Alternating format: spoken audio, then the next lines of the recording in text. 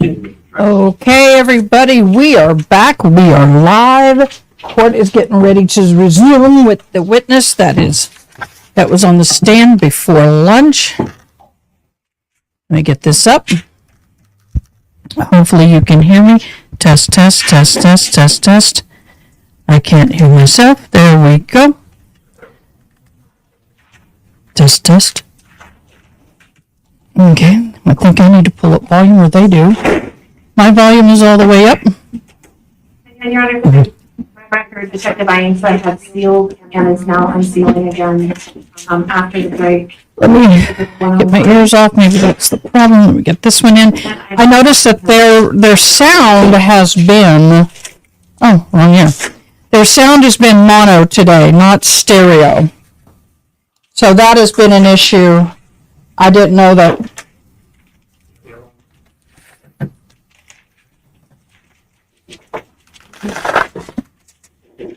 Okay, so that's the issue. Well, I think you were about to display the contents of that. Yes, Okay. Your Honor. That's what the issue was. With permission, could you please show the witness the contents of the Ziploc bag?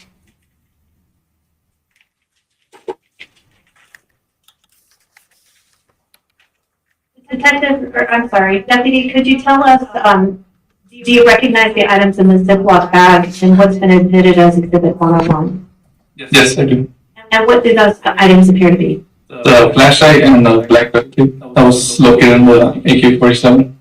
And when you saw it, if I understood your testimony earlier, the flashlight was affixed to the weapon as you see in the photograph with the black electrical tape, is that right? Yes, there was.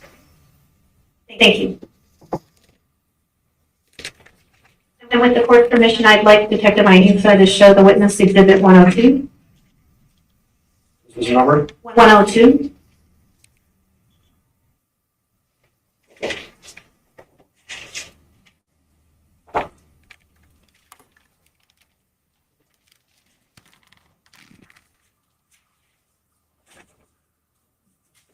Do you recognize the item in the box marked Exhibit 102?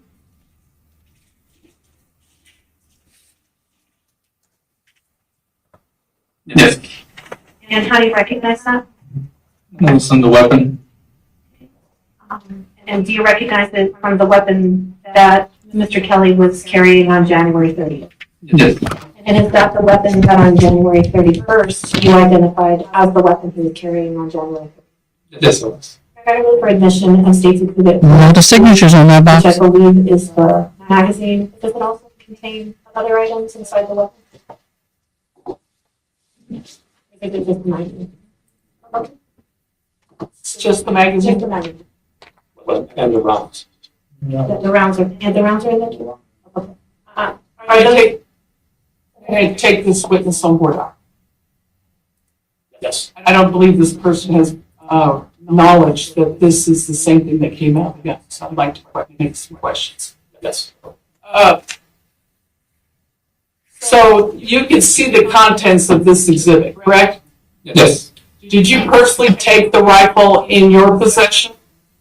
24 hours after the incident. Okay, all you did was ID it back at the house. Yes, So you have no idea if this magazine is what came out of this rifle, correct? correct. Okay, and you have no idea that any of these bullets that might be from this magazine came from not only that magazine, but also from the rifle, correct? That's correct. And therefore, I object, Your Honor, for no personal knowledge. Deputy, did you see the magazine from out? This is really the objection, then you can continue. Sorry, Your Honor. The objection is sustained. You can try with it. Uh-oh. Did you see the magazine from the outside of the weapon? Yes, I did. Does what's in State Exhibit 102 appear to be consistent with what you observed outside the weapon? Yes, And did you see officers collect that, officers of the Criminal Investigation Division collect that evidence at the scene? yes, I did. And who did you see collect it? It was Sergeant Flores, Detective Montinez was there, Detective Ainsa. Okay, thank you. That's all, thank you. More questions, Your Honor? Magazines are very common items, correct? Yes, they are. I mean, you can't look at one magazine and know for sure that it is the exact magazine of another. I didn't want to admit the exhibit, I just said thank you, that's all I had.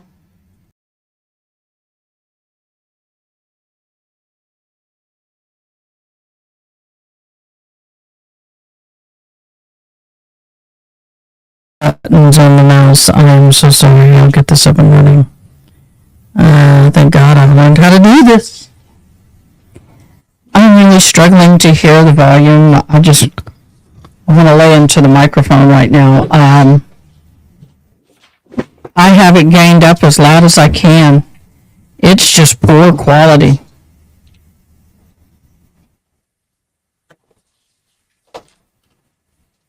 And it's even harder because the microphones at the tables where the lawyers are speaking are not really close to them. They're about 1.5 feet, 2 feet away. They're little bitty mics. See, if I come back that far, I mean, it really affects my sound. And so anyway, it just irritates me. Did you pass the witness? Sorry. All right. Thank you. Ask the witness cross-examination. Thank you, Jim. Come on, court law and crime. Get the microphones up. Good afternoon. Good.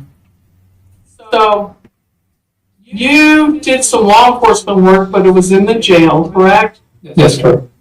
Got some experience, moved up the ranks, and I assume you expressed an interest in wanting to learn how to do patrol, right? Yes, I did. Get out of the jail. Yes. And in order to do that, they sent you to the academy, correct? Yes, correct. And you went to more than one? So the academy for, for deputy, it's just one academy for deputy. Okay. And was that the last thing that you were describing or the first one that you were describing? You had different dates. That was the last one I was describing. Okay. So that's what allowed you to get certified in law enforcement to be able to perform police activities, correct? Yes, correct. Okay. And then you were going through different phases of probation, correct? Correct. And you broke it up into like 3 areas, 4? Correct. There's 4 phases. 4 phases. And you were on the last one? I was in phase 3. 3. One for the last. Okay. So So you had some experience under his belt. since leaving the academy and being out on January 30th on the ride-along with your supervisor, how much time have you had a chance to do these ride-alongs?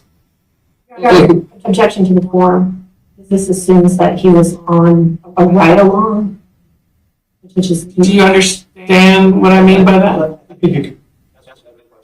Okay. Wasn't really clear whether the question's still clear. When you're on probation, thank you, Judge. When you're on probation, when I meant ride-along is that you had to be supervised with a senior officer, right? Yes, correct. Senior deputy. And so when you're riding along, meaning you're in a vehicle with someone else that's supervising you, correct? Correct. And you understood that, right? Yes. Okay. And so you, at this point of time, on January 30th, my question is, how long have you been out of the academy and started your probationary period riding along with other officers in each of the phases? Since I graduated academy, I graduated December 8th of 2022. After that, to January 30th, it should have been approximately 7 to 8 weeks. Okay. So to come up and tell the jurors that you've never seen things before, it's because you're new, right? True, he had not been out there. He doesn't have the Have you ever history. seen anything like this before, whether it's weapons or any type of activity that was dealing with, transporting drugs and whatever the question was? You remember that? Yes, I do. Okay. And you answered, no, you hadn't, but you were very brand new at this point in time, weren't you? Back in January 30th, I was. Yes. So you can't use your wealth of experience on the job to know for sure what the terrain is like out there, correct? On that day, no. Okay. I mean, you're learning every day as you go, right? That's correct. He personally did not have experience. Since this incident. You can't sit there. But this is good training, and you learned a lot from this case, I would imagine. Yes. So when you get there, you're supposed to be in supervised distance with the person that's training you in this phase 3, right? Yes, correct. And again, who was that? That was Arlette Cabrera, batch number 139. Okay, you're good at badge numbers. You know everyone's badge number? Majority, almost everybody. That's pretty cool. Okay, but Cabrera. Yes. What's his badge number? So when you get there, in order to go out into this field to do this search, you had to know why or what you were looking for, right? Yes. Okay. Did anyone gather information first besides dispatch information that would make you to know what direction to start looking? It was only Border Patrol, the ones we encountered there at the gate. Okay. So they pointed you into what field or area that someone saw something? I mean, why did you pick the location that you searched? The location we picked the research was due to the fact Border Patrol had advised us that Mr. Kelly had left his residence with his canine since his weapon and started to make his way south following the subjects. Yes, sir. But the field that you searched was the east side, and the direction that Mr. Kelly took was south. And south was also the direction of the 5 initial people that the Kelly saw was heading. So you didn't go south, did you? We went south. We didn't, at the beginning of the residence, we didn't go south due to the fact it was gated. We were trying to find a way how to jump the fence. Okay. So let me help you maybe with some photos. Let's see if those don't assist you. Or refresh your memory.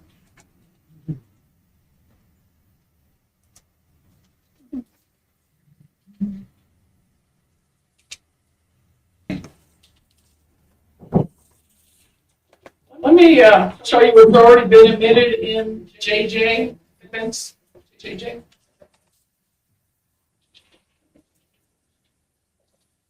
Let me verify, Judge.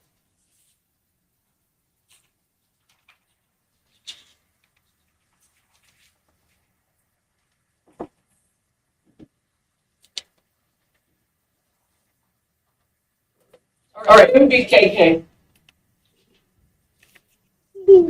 Clerk tells us that JJ indicated.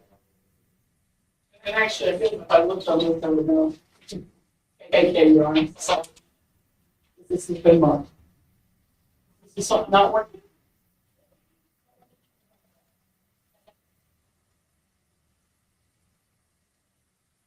It's working here.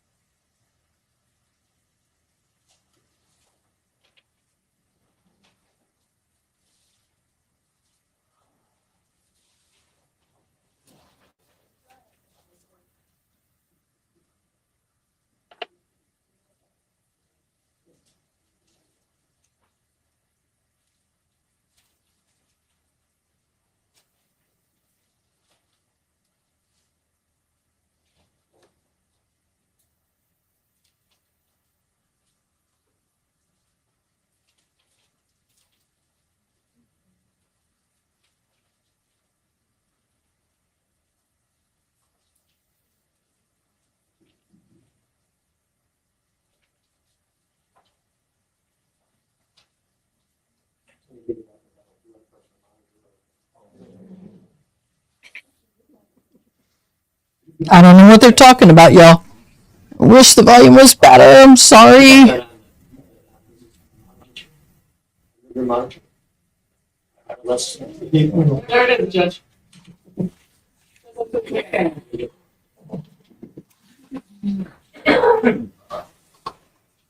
Sorry. Okay, I'm showing you a collection of photos that We should get on the mic. previously entered into evidence.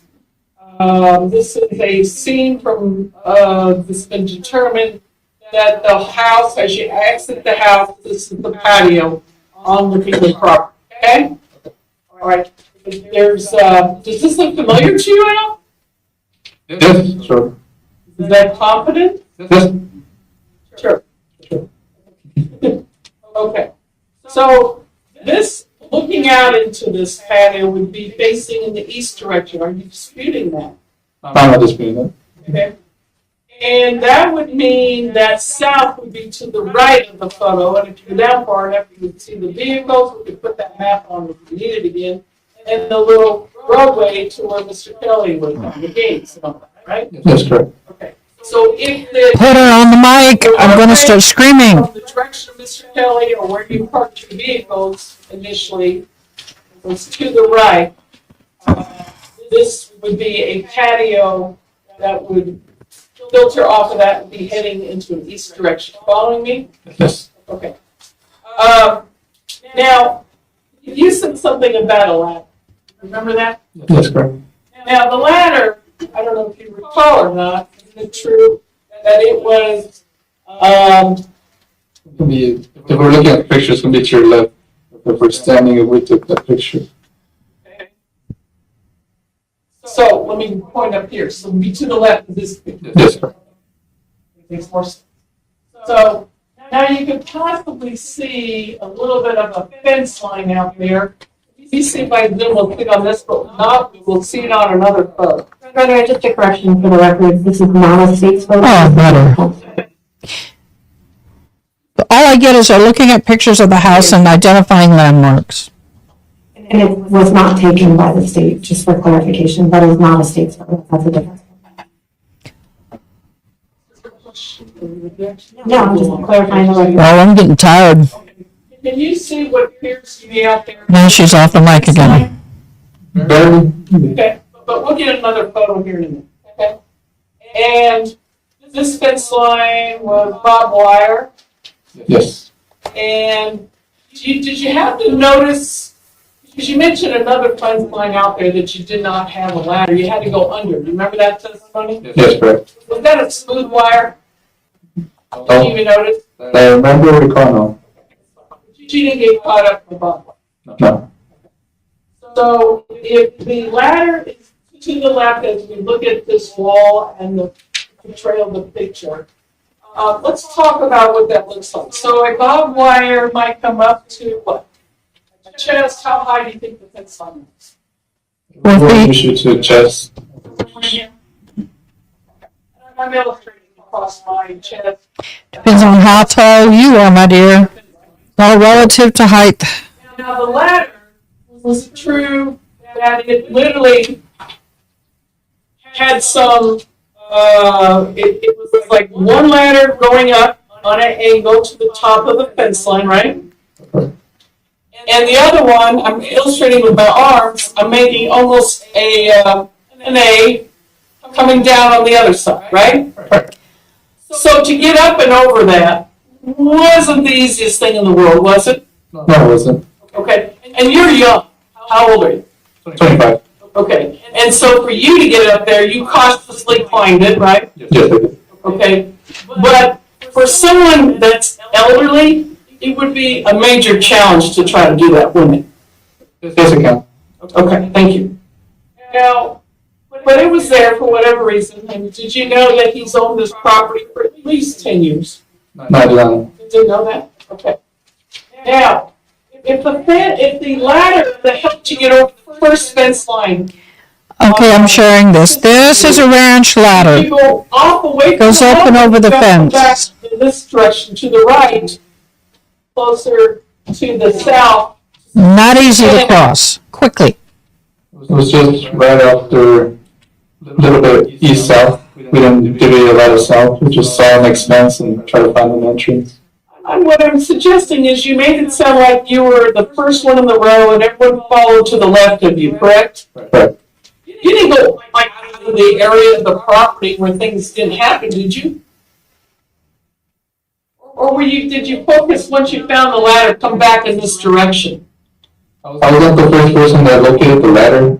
That's why I followed everybody else towards the ladder. I'm asking after you got out off the ladder, did you all fan out in this direction? We found out straight to the next entrance. We sounded above where. No, I didn't start the search yet. I'm at the beginning. He's not answering her question. And they're gonna spread out, right, and do this search, correct? Right. Okay, so, did you search inside this barbed wire area? No, we didn't. You never checked around to see if there's anyone there? No, we didn't. And then when you climbed over this ladder, did you go away from the house to search? Or did you come back now that you found a way to get over it and spread it out in this direction that we see it in this photo? I would have to, do not recall, have to see the next fence where it is to see if it's this area.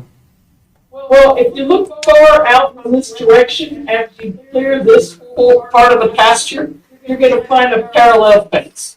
And we'll get there, but that's out Be right further, back, y'all. and the ravine is straight out. Does that help you at all? Not exactly from the location where the ladder is. Again, the ladder's to the left. Did you come back in front of the house and spread out in this general direction? After we passed the second fence, we just started to spread out. So you didn't even bother to search this area right here? Not inside the property or between the two fences, You did not search in between the two fences? just a general view what we were able to see. Okay, but you admitted that there is pretty tall grass out there, correct? Correct. And there's a lot.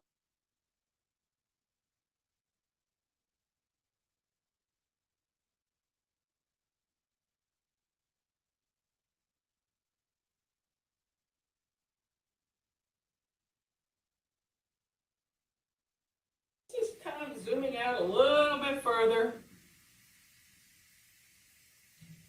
Oops, let's locate it better. Come on, zoom, and see if I need to unzoom.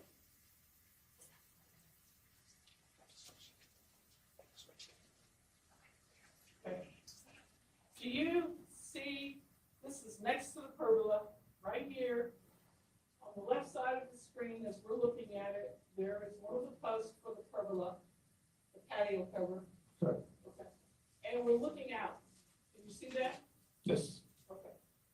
And you see the terrain, Yes. correct? Well, how do you know someone's not behind one of these little bushes, trees, or cactuses, or whatever terrain that's out there? How do you know? That's pretty hard to see if someone's behind there. But you're looking for people. Right. This is not what they taught you in academy, is it? The academy, Is it? nope. Okay, a search is a search, and you need to be thorough. You may not be looking in every hole, but you are doing a sweep looking for anything that might be dangerous, like a person with guns, right? Yes. Correct. And you're saying that once you cross the fence, you can see one of the posts here, can't you? Correct, of the first fence. That is the first, correct. And down further back, use your imagination a little bit, there'll be another fence parallel to this fence, is that correct? Correct. And then past that, after you go a little ways, you'll eventually get to the ravine, the wash, the roya, whatever you want to call it, right? Correct. Okay. So my question is, are you saying you didn't bother to look in between these two fences? Just a general view. Okay. Now let's talk about the next set of fences. What happened then? You said you fanned out there? After the second fence? Yes, sir. Yes, correct. After the second fence, that's when I met up back with Deputy Cabrera, and Deputy Castanea, and Sergeant Diego Garcia. Did a wide spread. Just Just gonna go through my photos here.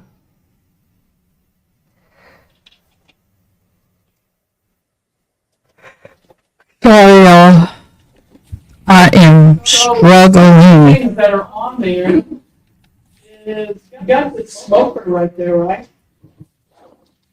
See it? Yep. Point to it right here.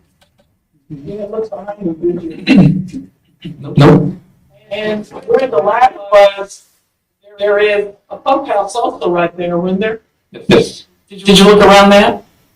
Just around the pump house. You looked around the pump house? I passed the pump house when I looked around the So if you went to the ladder, you wouldn't walk all the way around all four sides of the pump house. correct. Okay, so you didn't search this area either. Okay? So your job is to go looking for someone, and now you're in testifying that you didn't really look? I'm confused. Can you explain? So by the time we got there, it was 20, 30 minutes. Once we went with Border Patrol, we were right that Mr. Kelly had run south. So that's why we're looking more in the direction of south, taking in consideration the time people had to run south. Mr. Kelly had taken off south. We were looking more down the road and the road, nothing in the property or close to it.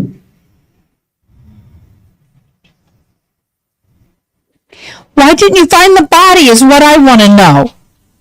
If you're on the property, why didn't you find it? Sorry. My mind's not in a good place right now. What you call a security of any threat that could be around this location for the protection of the Kellys, correct? I didn't do that, y'all.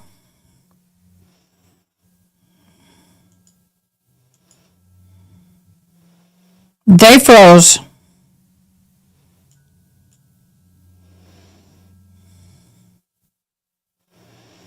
See if I can open it up in another tab.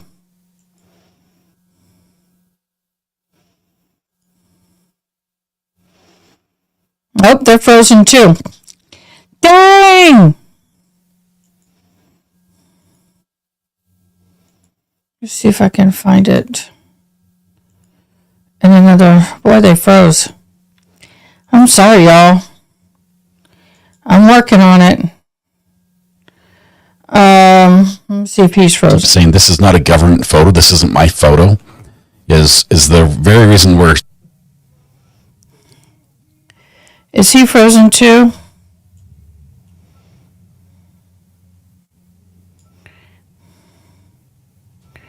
Let's see if he froze. Yeah, he's froze too. Court from the video photographer. The cameraman and where they have set up definitely changes this perspective and changes the view. And I don't know if I'm hearing him in my feed or not.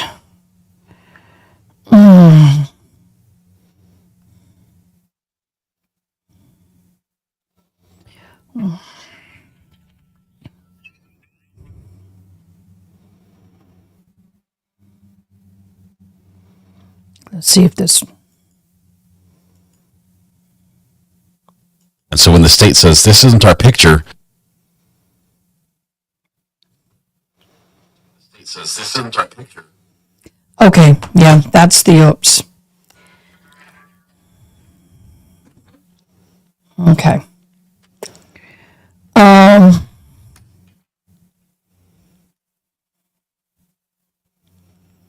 I get what happened.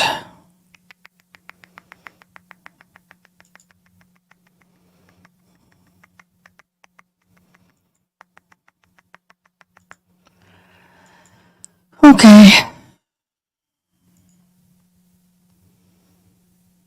We have a snag in the hearing.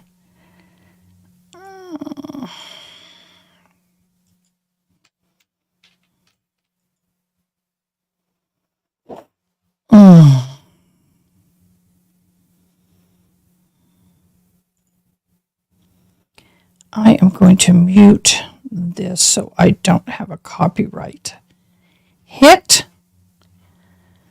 And I think that's what happened yesterday.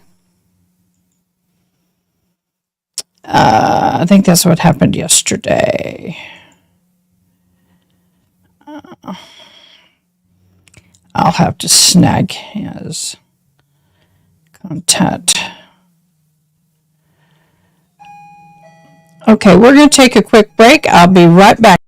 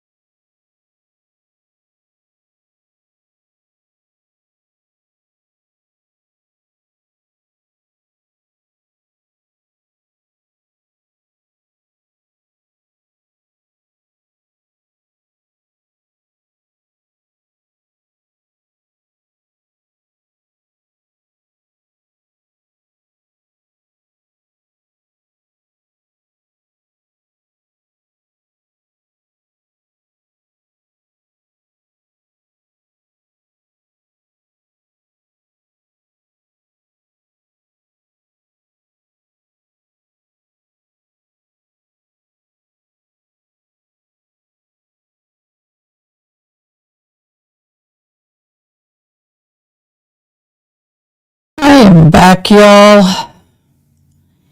Let's figure out what's going on if we can. I have muted this because I don't need a copyright infringement. I think I know what happened yesterday. Let's see what he's doing.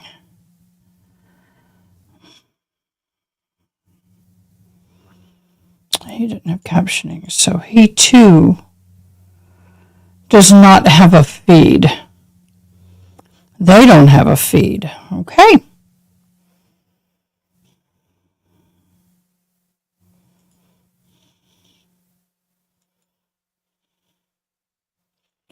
So, let's just play some music and wait.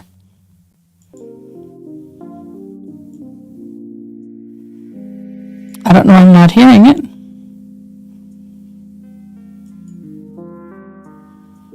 There it is.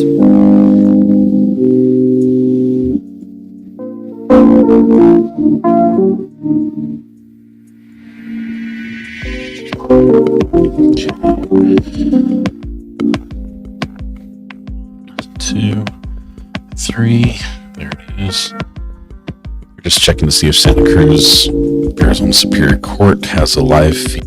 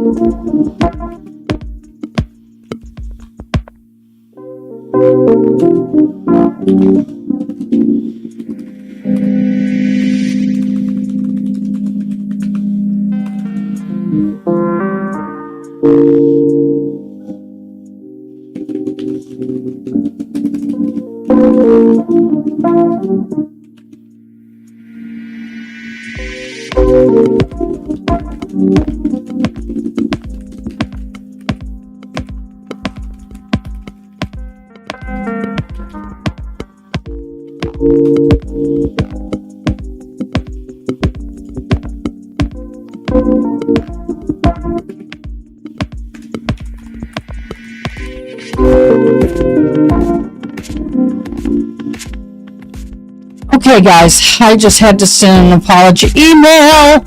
Sometimes that happens.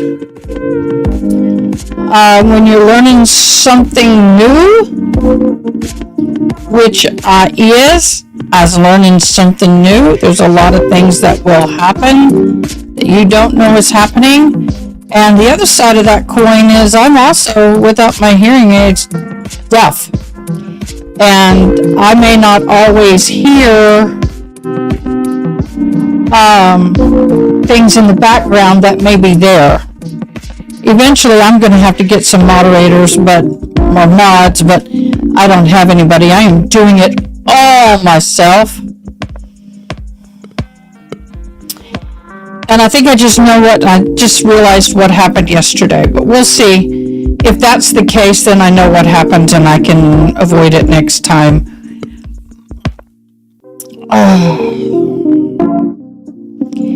I don't know what happened with the court feed. It just cut off. I noticed it's been cutting off last night. So we're just going to sit here and just chill. So my goal is, starting next week, is to not only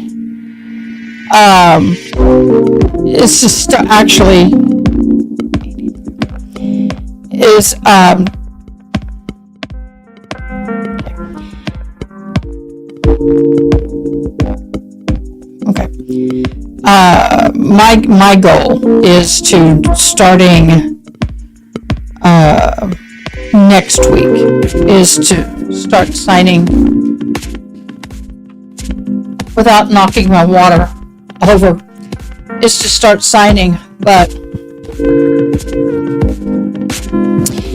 here is one of the problems I have, so maybe I can do it more like this. But many people, I'm sure, will complain about my signing. One thing that's important to remember is that there are people who are born deaf.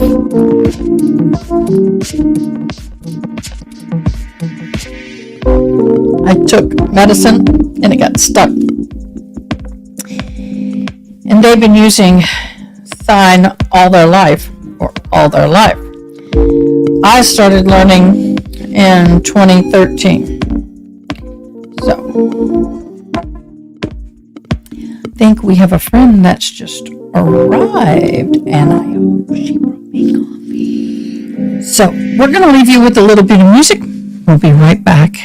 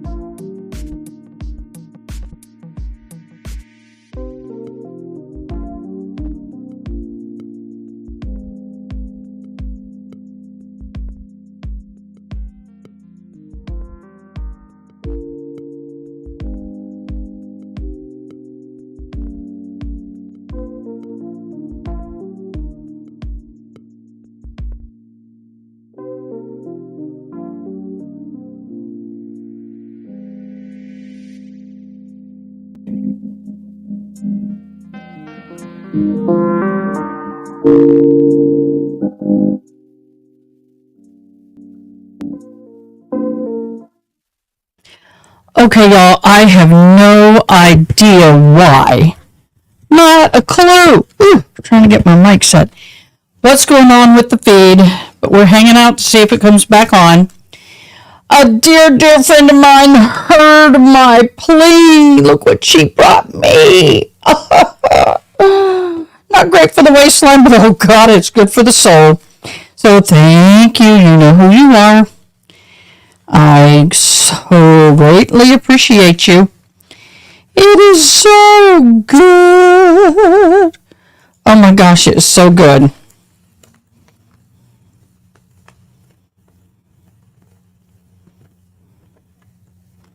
It is so good.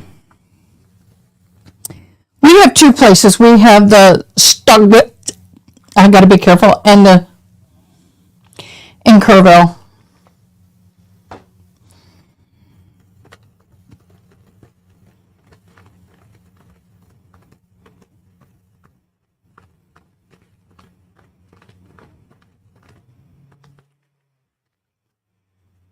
So,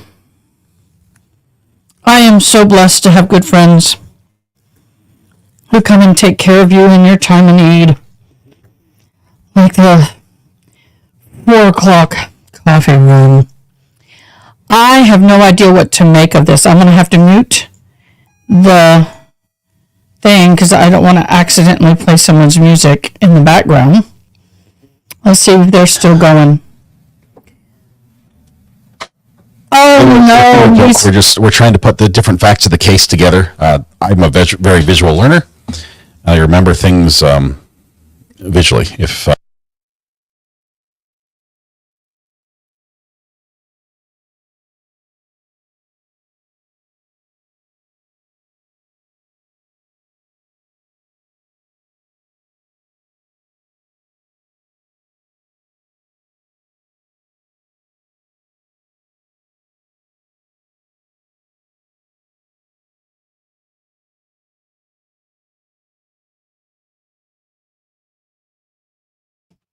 Hello, can you hear me?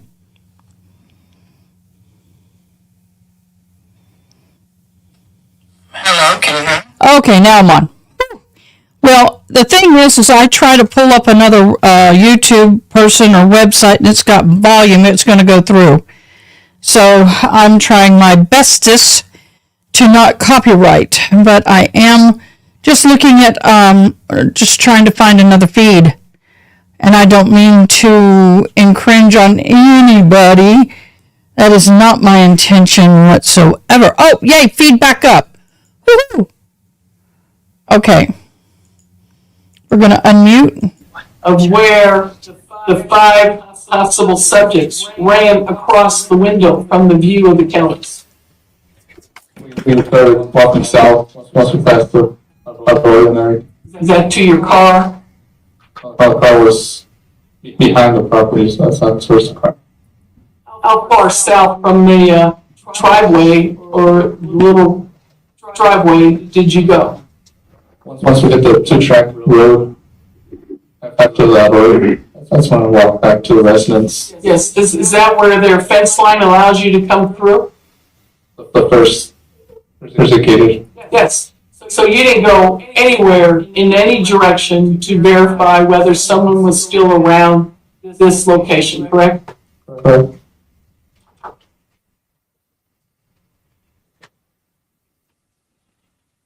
Were you able to observe the 2 dogs? Did you pay any attention to them? Didn't pay attention to the canines. Canines can be very smart, tell you what's out somewhere. Did you even look to see if they were alerting to anything, anywhere? No, there's not. No, they were right next to Mr. Kelly. These are pretty inquisitive canines. You sure? I'm sure they were right next to Mr. Kelly. Sorry to talk over you, didn't mean to do that. They didn't follow you guys out there once they came back to the house with Mr. Kelly? They didn't come out there to see where you were? I recall, no, they were right next to Mr. Kelly.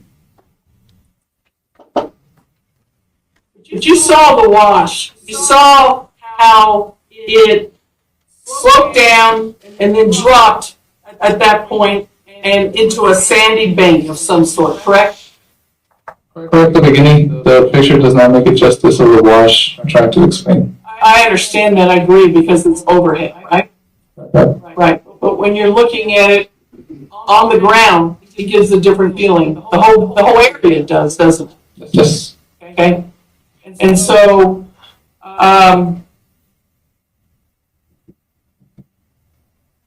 so your cursory search really wasn't much of a search, was it? It was a search until we located Mr. Kelly. Well, So you searched, but it was not Killing was brought thorough. up, you guys were, spread out in the field, and so you just called it off once you saw That time, when I went back to park my vehicle and drove down the two track and located Mr. Kelly walking up the two track with his canines and the border patrol agents, that's when I spoke with him. them. You want to explain what a two-track is in case you get a note later with all that? Two track is the road that was next to the property. I was first, I let it at the end of the map. We have the map, I can show you where the two track is. It's just a road that anybody can make with either tractor, vehicles, ATVs, UTVs. So the fact that Mr. Kelly has an ATV driving around, he would, if he keeps going over the same location, it would cause this two-track. Okay. So it's packed down. It's basically around like a just path, correct? A path that someone has driven over and over again, and it's worn out two lines It's just more through the for grass. It's not a road, but it's just a pathway that's a natural wear from walking path, maybe? Yes. Okay. constant Just wanted to traffic. get that clarity. Like we see when the deer constantly come through the backyard the same way every night. Now, did you find something strange about a flashlight wrapped around a gun? Yes, for me it was, Why is that? because it was strange that it was being held with black duct tape. Okay, it costs money to get lights, flashlights to some of the weapons. I mean, there are some things that are out there, but it costs money, right? That's correct. So this is, you can buy that, in other words, if you go in a gun store, depending on the gun. Dude, But duct you might be tape, able to find something that. electrician's tape and a flashlight on a shotgun. Rifle. redneck as they come, but works very well. Correct? That's correct. Okay, so No this is judgment. just a makeshift of that, isn't it? Yes. Okay, so the fact that if he had one that he bought, would that be less strange? Not as strange, but it was something I would notice that had a light next to it. He lives on a ranch of over 100 acres. Speculation. big. You understand that? Yes. And there's things that he needs to check out at night, and there is no lighting in the evening. Were you out there in the evening? Not in the evening. Okay. Would it surprise you there's no street lights? Oh, well, it's a ranch. It's a ranch. Acres. Exactly. Thank you, sir. And so to have a flashlight, if you had to hold a weapon, wouldn't it be easier just to wrap it around the stock in order to look around? There's a camper owner, a barrel creates heat once you shoot a weapon, so it'll melt the. Dude, you're too young to be an expert. You don't know what the hell you're talking about. Because it was on when you saw it, right? Correct. And by the look of the tape, I don't know, it could be very old. Approach the others. Y'all, I know so many ranchers and people around here who even carry guns in the back of their vehicles that have duct tape flashlights on them. Because sometimes the flashlight's better than what you can buy for the gun.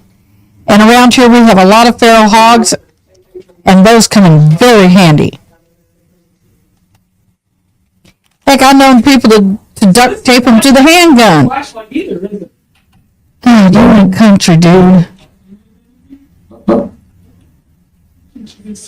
Come to the mic. Thank you. And what kind of light do you think it might be? Not Mike. No, it could be, you could buy a harvester probably, or online. But it's small, like one would be found on a weapon. That's correct. Look at the tape. Does it look brand new? Not really. This kid's only been in the Michael for 6 years. He's a youngin'. Nothing wrong with an old flashlight taped to a shotgun, people. Nothing wrong at all. If it works, Look, old ranchers can be very, very handy at rigging things up. Why spend $80 on a mount when you can use 10 cents of duct tape? Probably holds it on better than the mount. Just saying, not everybody. I mean, I have no problem with people buying professional mounts and flashlights, but don't give a hard time to those who don't. That's pretty smart. Probably where he lives, it's right to get anything, so use what you have on hand. Well, that, It'd be pretty smart that he did that to his rifle. anybody's opinion, Well, this is winter, right? that's correct. January 30th. And the sun goes down quicker in the winter, doesn't it? Yes, Correct? yes, And you don't know what his responsibilities of livestock, he needs something in his barn. You have no idea, right? I do not. Okay. So this provides a means of lighting, right? For Mr. Kelly, yes. Yeah, sure. So there was one single shot that he reported before he went to leave his living room or leave his house to go outside. Is that right? That's correct. And are you aware there was one single shot found on this body? No, Okay. And so he's in the home hearing a shot based on his testimony, his 911 call, his contact with Border Patrol. And now later we learn at a different moment of time, not on your watch yet, but we learn that there is a body out there that has a single shot also, correct? that's correct. Now, he told you when he saw these people that he was on the kitchen island, right? Yes, he was. And you testified that earlier. Yes, sir. So if I'm standing at my kitchen island making my lunch, did he tell you he was making his lunch? He didn't tell me what he was doing exactly. Okay. And did you notice that he could look through the living room and out his big picture windows? And he would look onto the photo, his pergola, his patio, okay? Correct. Okay. Did you see those big picture windows? Saw that big picture window once I went back the second day. Okay. So you're aware of what I'm talking about. Yes. Okay. And he claims he sees someone goes across there with these. Did he describe backpacks? Correct. He described 5 subjects wearing backpacks and camouflage running south. Okay. And then alerted to the gunshot, but you don't know there was a phone call made and then he went out. But let me get you a report here just a second.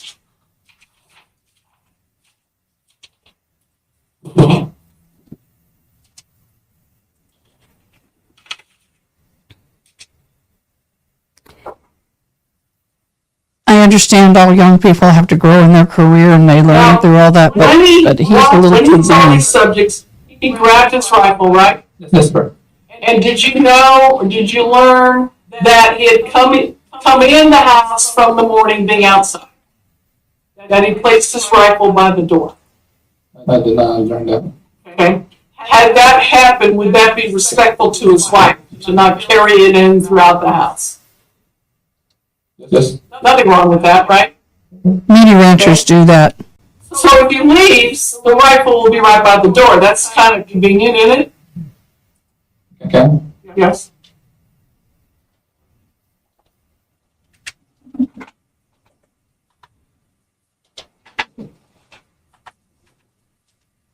So then you learned, after he said he knew where the gun was, you paraphrased what you heard. I'm not sure if that's accurate or not, but you testified to what you heard, that he keeps this gun there, his baby or whatever Right, you because baby referenced. saw us by the Yeah. door. That he exited at that point, okay? We've all heard he's made a phone call by now, okay? You don't know that, right? No, I did not know. Okay. And you observed the subjects were possibly carrying rifles, Now, he heard a shot, right? Right? And you got 5 people running by. It's a little hard to see exactly what's going on, and I imagine his adrenaline is up. Would that be reasonable? Yes, I agree, sir. Okay.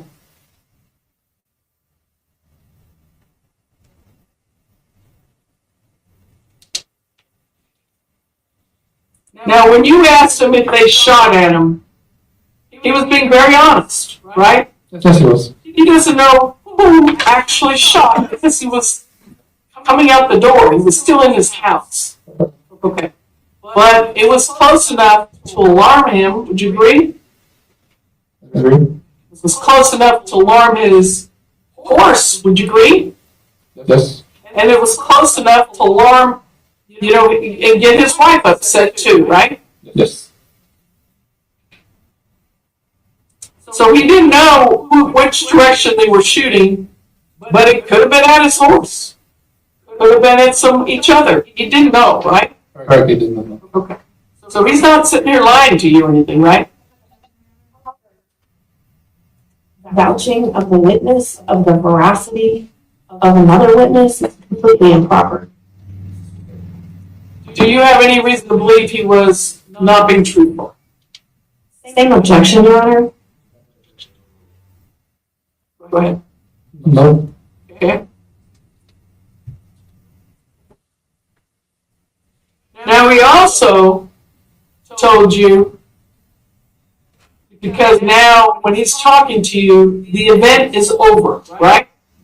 Correct. He's not on the phone reporting what he's seeing, correct? Correct. Okay. So he's already been out towards his barn or wherever the deputy or the border patrol The found him, adrenaline has come down. and he's come back in.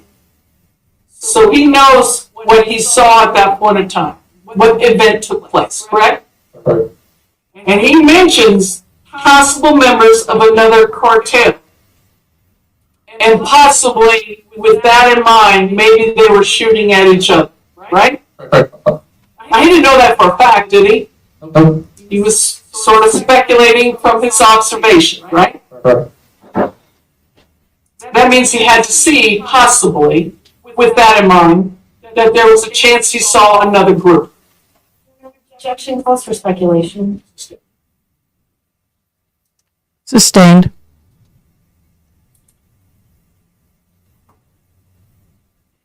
Did you ask him why he would know that?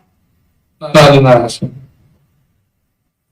Isn't it the job, and I know you're new, but isn't it the job of a investigating team, including patrol, to ask questions? Yes. Okay.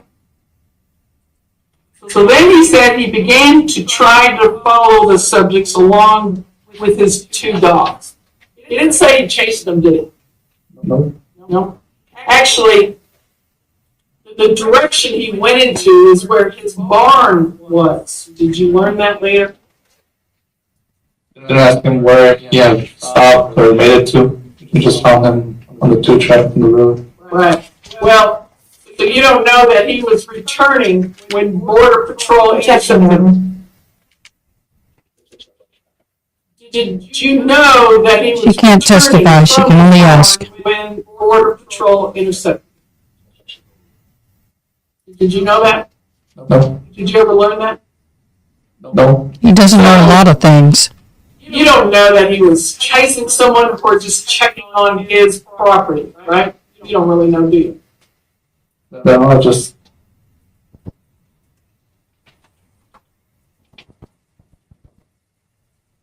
Sounds like to me that they were doing a lot of You know speculating. My client, Alan Kelly, is a left-handed person, I do not know. okay? And how you hold a gun would probably be, especially if you know anything about a gun, you're going to take your strong arm, whichever it is, right or left, and keep it closer to where the trigger would be, correct? Correct. So if I'm going to pick up this rifle and hold it, and I am right-handed, I would grab the stock with my right hand and the barrel with my left, right? Correct. Because I could easily to the trigger if something happened. Right? It would be the opposite if you were left-handed, correct? Correct. It could be, depending on the person. Well, if you know anything about guns and say you know how to shoot a gun, you're going to be wise about it, right? That's correct. Okay. Now, obviously, the Border Patrol did not feel in any threat with him carrying his weapon, right? Correct. They did not take it from him. To disarm it this time, did they? Nope. Okay. So everyone treated him as a victim, like he should have been treated all along, correct? Objection. Speculation. Argumentative. Just saying. Did everyone, let me rephrase it, see if the court's okay. I should Did have known. everyone treat him as a potential victim rather than a suspect at this point in time? At this point in time, we're treating him as a reporting party, Okay? Which could be a victim, right? depending on the outcome of the investigation. It was his property, correct? Correct. It was him that heard shots on his own property, correct? Correct. It's him that saw 5 people with weapons and backpacks, possibly illegal smugglers, going across his property. That makes him a victim too, doesn't it?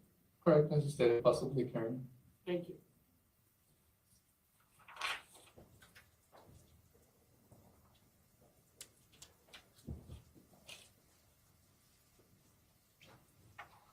And the fact that, just going with the potential that the two parties, Mrs. Kelly and Mr. Kelly, reported what they did.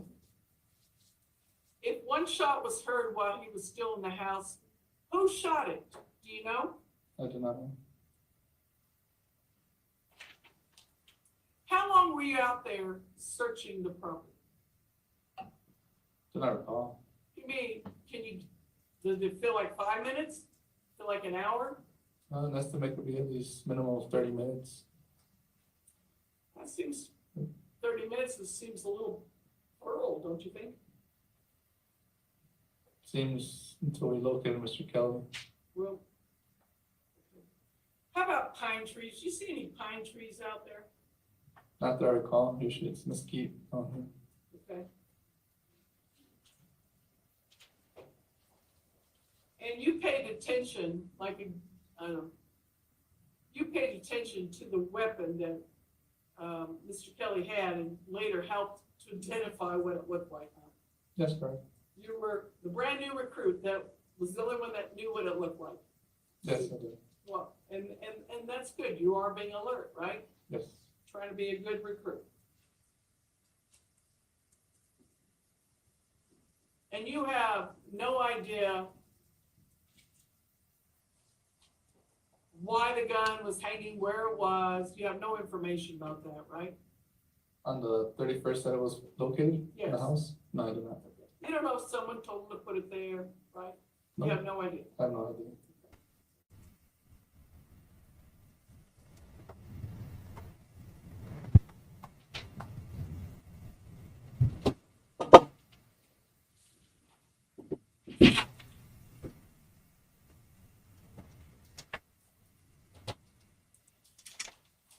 Did you look at all for anything that could look like tracks? Try to locate down their tracks, was seen of either horses, people walking around, could have been anybody, There were a lot, weren't or there? a lot. Correct. So you don't know if they were fresh or old, Correct. but it clearly, and are you speaking of the Royal or on the property or both? General, both of the area. Okay?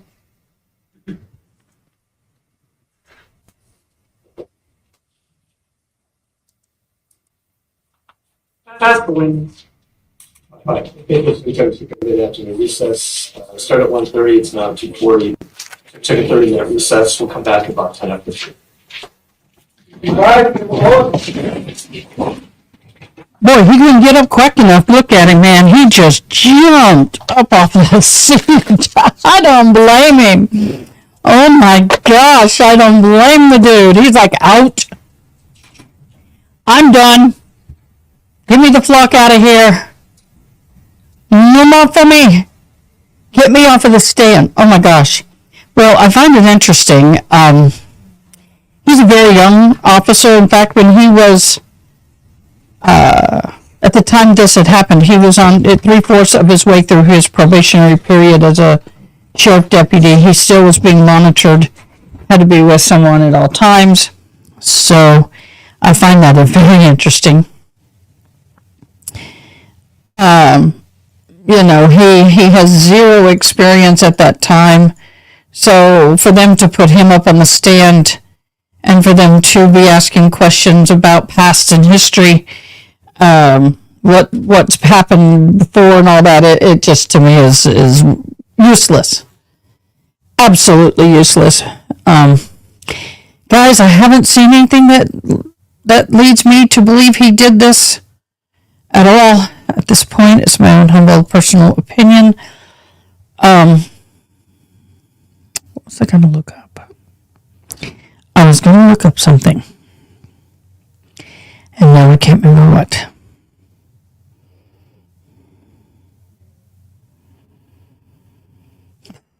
They're still searching for 4 remaining bodies with the bridge collapse in Baltimore City. God bless those families. God bless those families. What was I going to look for? Oh, now I remember. Old age is setting in. I had a birthday this week, and now my brain doesn't even know what it's doing.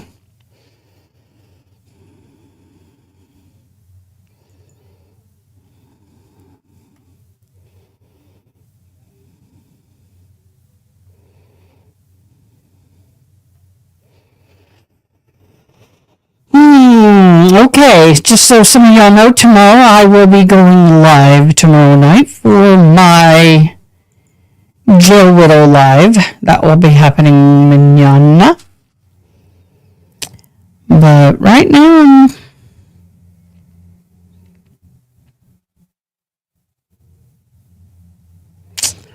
that's all I've got. So they're going to be back in about 10 minutes.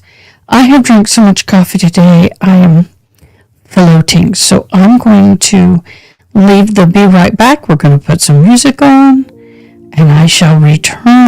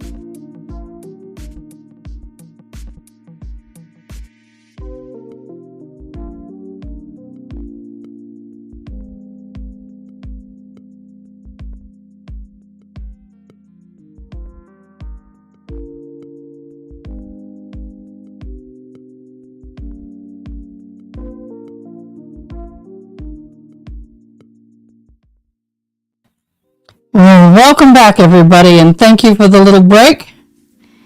I just pranked my son. Let's see how long it takes for him to notice. We have a healthy relationship.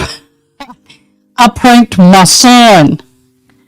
I don't get to do that very often, so we're waiting to find out what he does.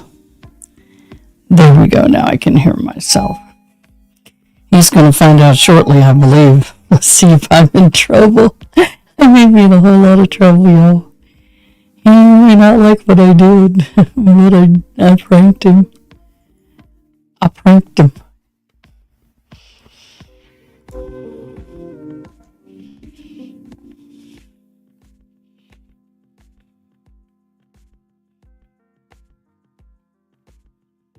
So, I love him. My daughter talked me into, I have a Switch, and I usually play my favorite game is, of course, Animal Crossing. I am not a big gamer, but I got it to play with my late teens, early 20 kiddos. And my daughter talked me into also getting Monopoly. She ripped me a new one, y'all. Teenagers are brutal. Back.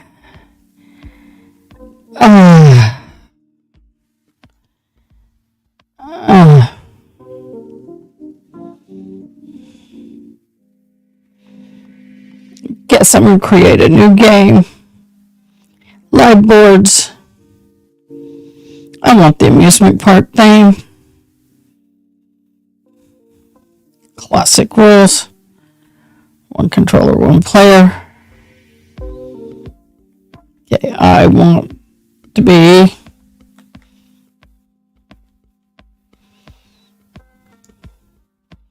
the doggy. Okay. You have to have multiple players.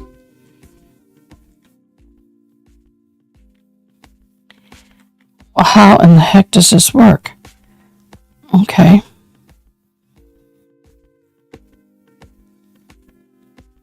I am selecting.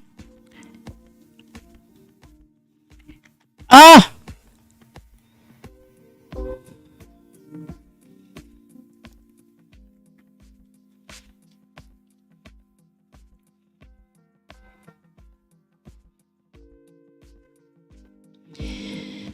Okay, so I'm just playing, waiting for this to come up. I don't know about y'all, but I'm just, this trial, I mean, right now, it's just a lot of just facts. Nothing too spectacular. I think we had a few aha moments yesterday. Okay, we're rolling to see who goes first. Y'all, I have had so much coffee. I tell you.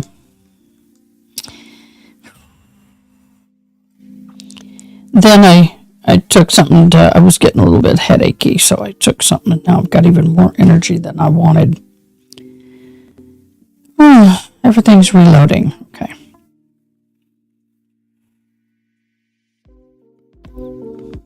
So if you have a Switch, what do you like to play?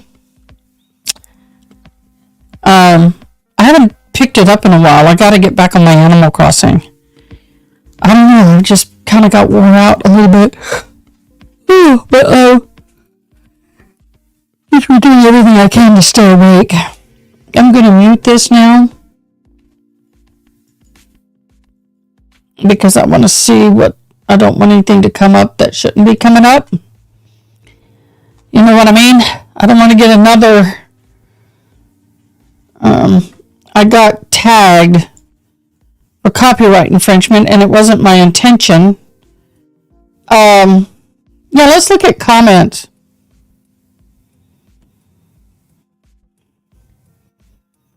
You know, that's one thing that I will tell you. If you're not used to this to the Texas hill country, or if you're not used to anywhere between on the border, period, anywhere on the border, it is horrendously full of snakes and scorpions, tarantulas, centipedes, you name it, it's out there. We also have coyotes. We have, depending on where you live, bobcats. I couldn't believe that we actually had a bobcat out here where I live. I was like, bobcat? But we do. We've had some big cats spotted around here. Not to mention just other things. So,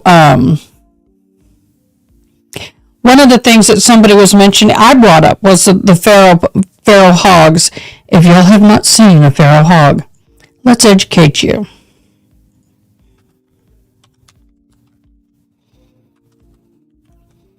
I have a friend who helps ranchers relieve their property of feral hogs.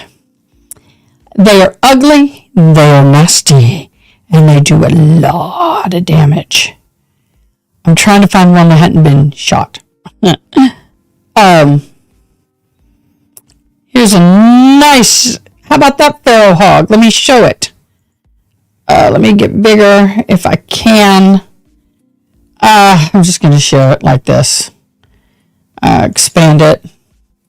There we go. How about that for a feral hog, y'all? They are nasty. They, see those little teeth right there? They will gut you. I'm trying to get right there. Look at that. These are their tusks. Oh my gosh. I had a person I knew who got their legs sliced open real bad. And it was so nasty.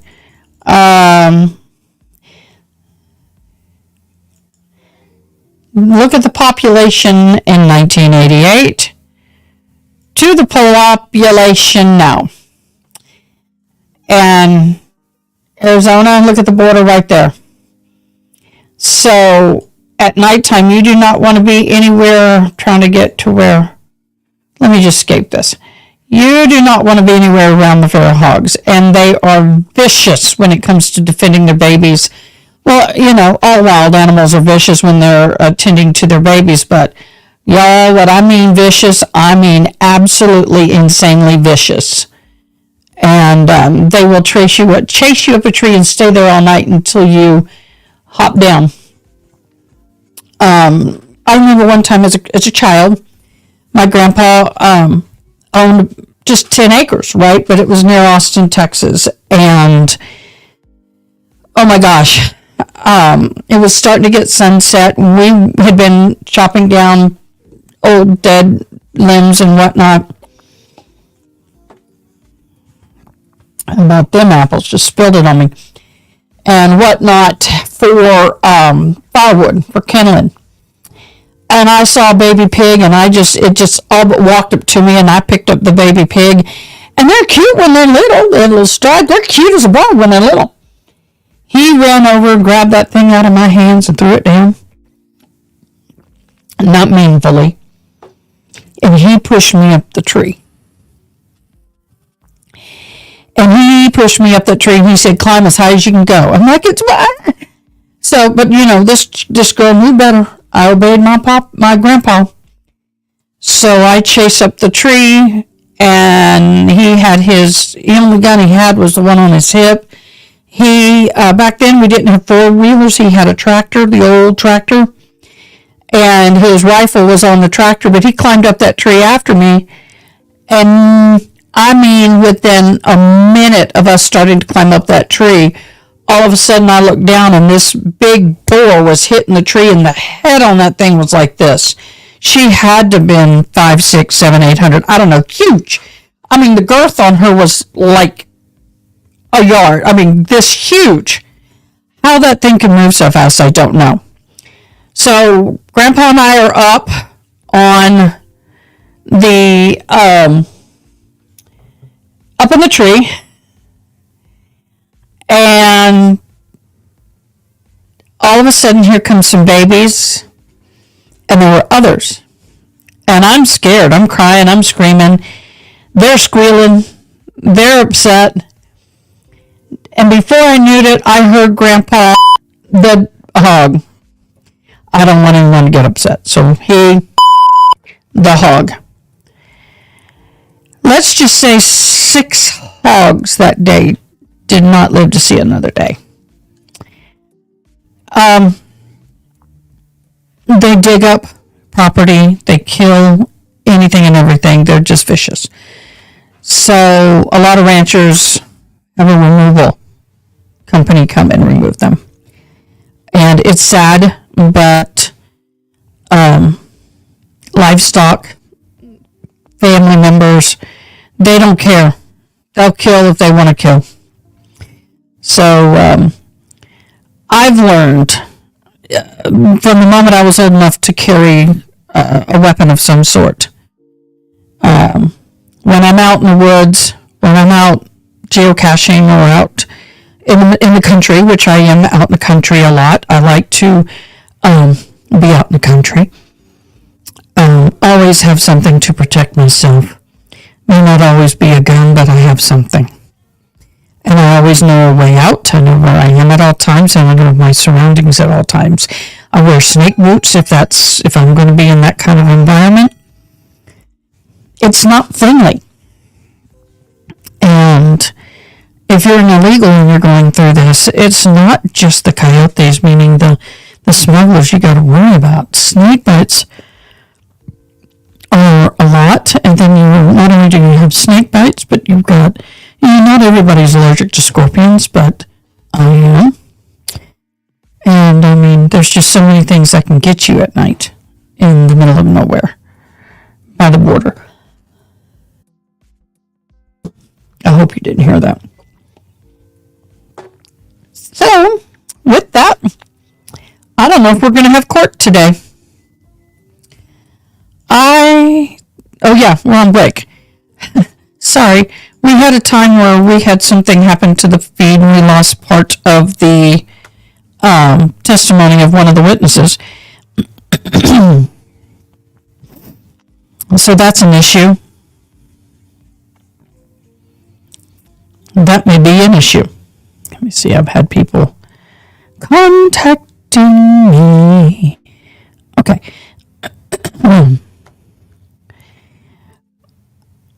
I found it interesting that the neighboring rancher was being questioned. I did not catch his name. I'll go back and watch it later. And he was talking about how he didn't see a whole lot of illegals and he didn't see them as big of a threat. He leases 2,000 acres right next to Mr. Kelly's ranch. He does not himself carry a weapon. He does have hired hands, and he perceives that they may or may not. Well, here's the thing.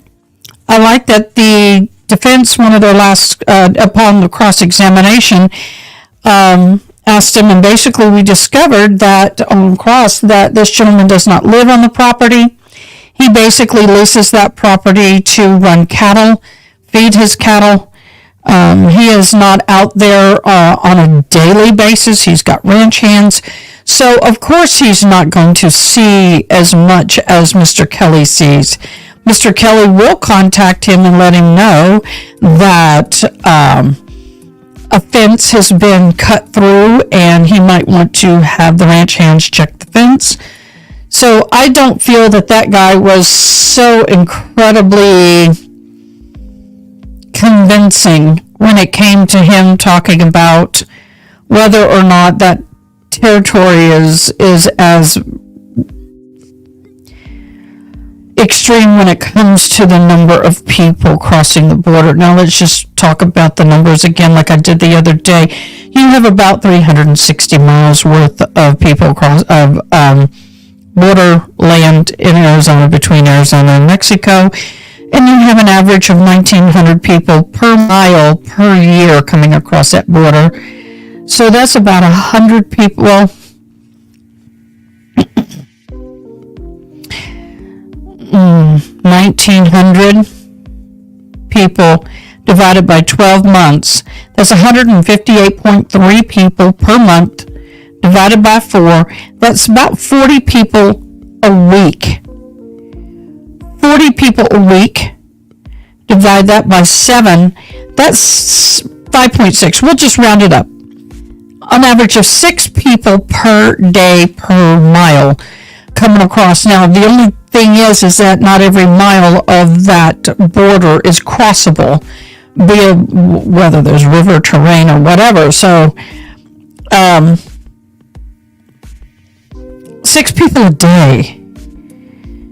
Just imagine his ranch, which obviously is one of the places that a lot of them use to cut through.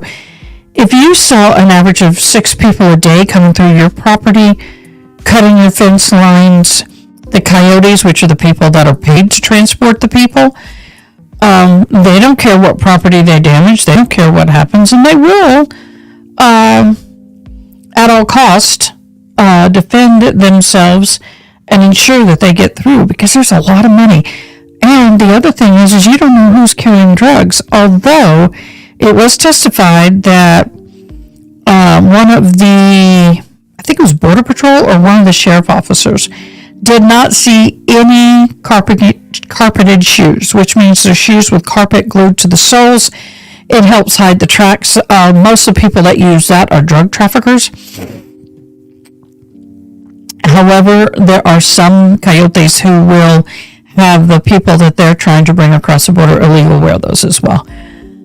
But it doesn't matter to me whether or not there were carpet shoes or anything. The biggest thing is whether or not Mr. Kelly had a reason to be in fear of imminent danger for he, his wife, and his property. And I would venture at this point to say yes. And I know that may upset a few people, but at this point I venture to say yes. Because he has seen people with guns, property's been damaged. There have been reports all over the country, not just in Arizona, of people coming across the illegal traffickers and being shot at, harmed, or killed. So he has, I believe, every reason to be fearful. I know that if I was visiting him as a guest per se, and he wasn't there, and a bunch of illegals came through there, I would be scared. Now the question is whether or not he should have run outside and discharged his weapon in the air. That's a judgment call that nobody can really argue in my book. Some people are the kind of people that would stay in the house and call 911, but if you really think about it, let's think about the ranchers. I don't know a single rancher, if they heard a big disturbance on the property, or people on the property, or gunshots on the property, I don't know very many ranchers that just hunker down and call 911. You're in the middle of nowhere. It's going to take 10, 15, maybe even 20 minutes at best for help to get there. And those gunshots, you don't know if they're getting ready to come through the door. I can see my grandfather which my grandfather dad kept the gun by the door, and they would have grabbed that gun and gone outside and dealt with it. They would have separated themselves from the family to protect the family. Not everybody's that way.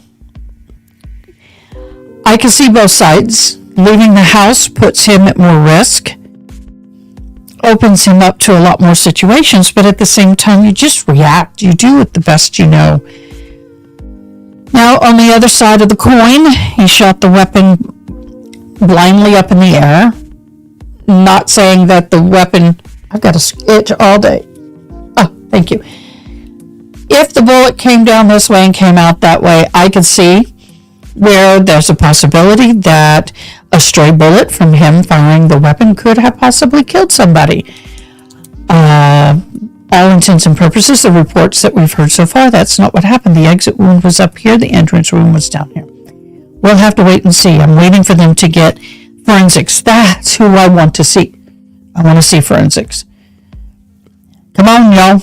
We got a couple more minutes before they come live. I feel that the defense attorneys are doing really well at the cross-examination. I see that they are really plugging holes, creating doubt, which is all they got to do. They don't have to prove anything. It's up to the state to prove beyond a reasonable doubt. And right now, that's not what's happened in my eyes. But this is the very beginning of the trial. They say that this is earmarked to go through April 19th. I pray not, but it may. It may go all the way to April 19th. I don't want to upgrade to family. Thank you. Everything you have wants you to upgrade. Oh my gosh, this is stinking cute. Look at that. Pull it back and angle it. I love Peter the Rabbit. I love Peter the Rabbit. So,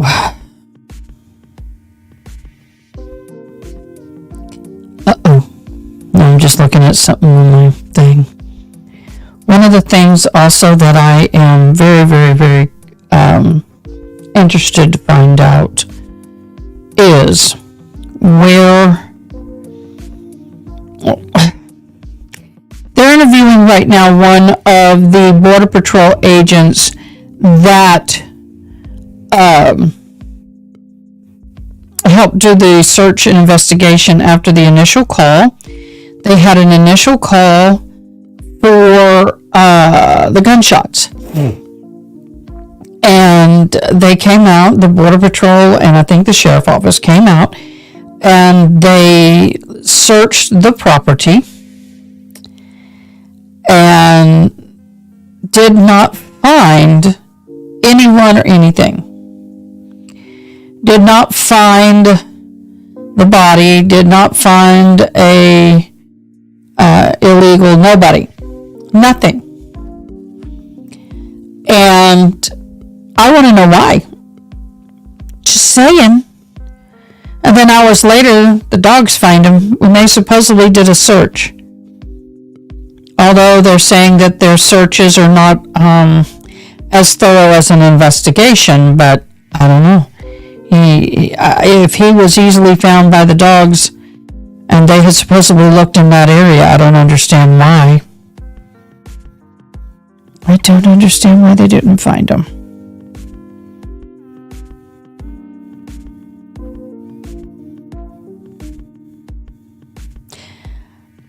You guys, when you put things on Facebook and YouTube, do you really think about what you're doing? Do you really know what it is you're putting on there? And how it looks? Sorry, y'all. Sometimes it's just absolutely disgusting. Okay, well, I'm just trying to entertain us and I'm not doing the best of job. Let's get a little bit of fun going. How about that? I like this music.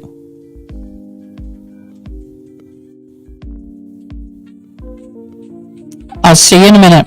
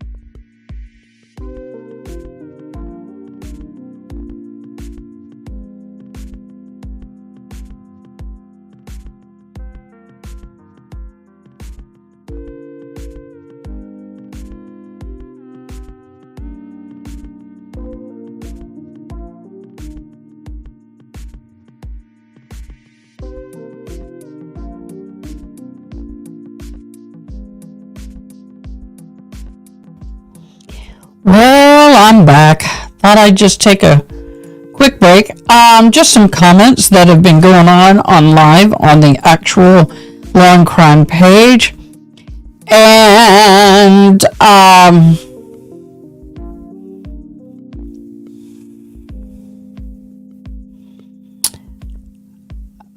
Pam Coggins, I just looked up Border Patrol wages in Texas. And I'm sure it's not too awfully different for Arizona. The top notch, highest level is $42 an hour. The rest start at $19 an hour, then $30 is the mid-range. So that's interesting.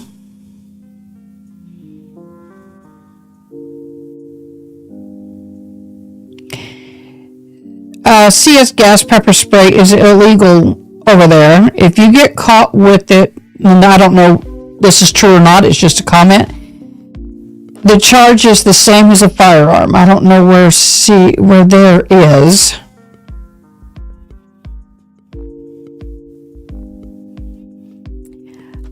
Moon says, IDK, I don't know if the cartels actually care about their guys that much. I could be wrong.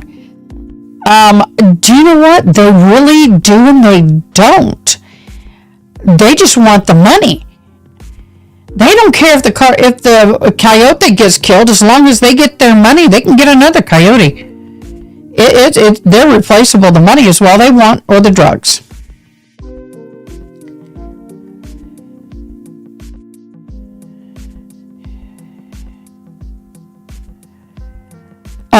Some people are talking about that the guy really needs, Mr. Kelly needs to move. Same Woman's Fire says, I'm sure his family and friends will want him to move, but this is his ranch, especially a generational ranch. He won't leave. Some people said, well, why don't you just move? Guys, number one, not everybody has the money to just sell their ranch. I mean, you could sell your ranch for, let's say you sell it for $1 million. I don't know what it's worth, but just say $1 million. And you go to buy another place to live, it's going to cost more than that, or at least that. I mean, it's not always a matter of just picking up and moving. It's expensive.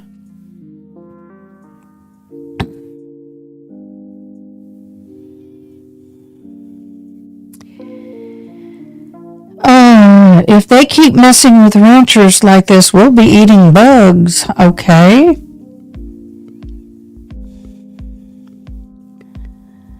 I'm just looking at comments.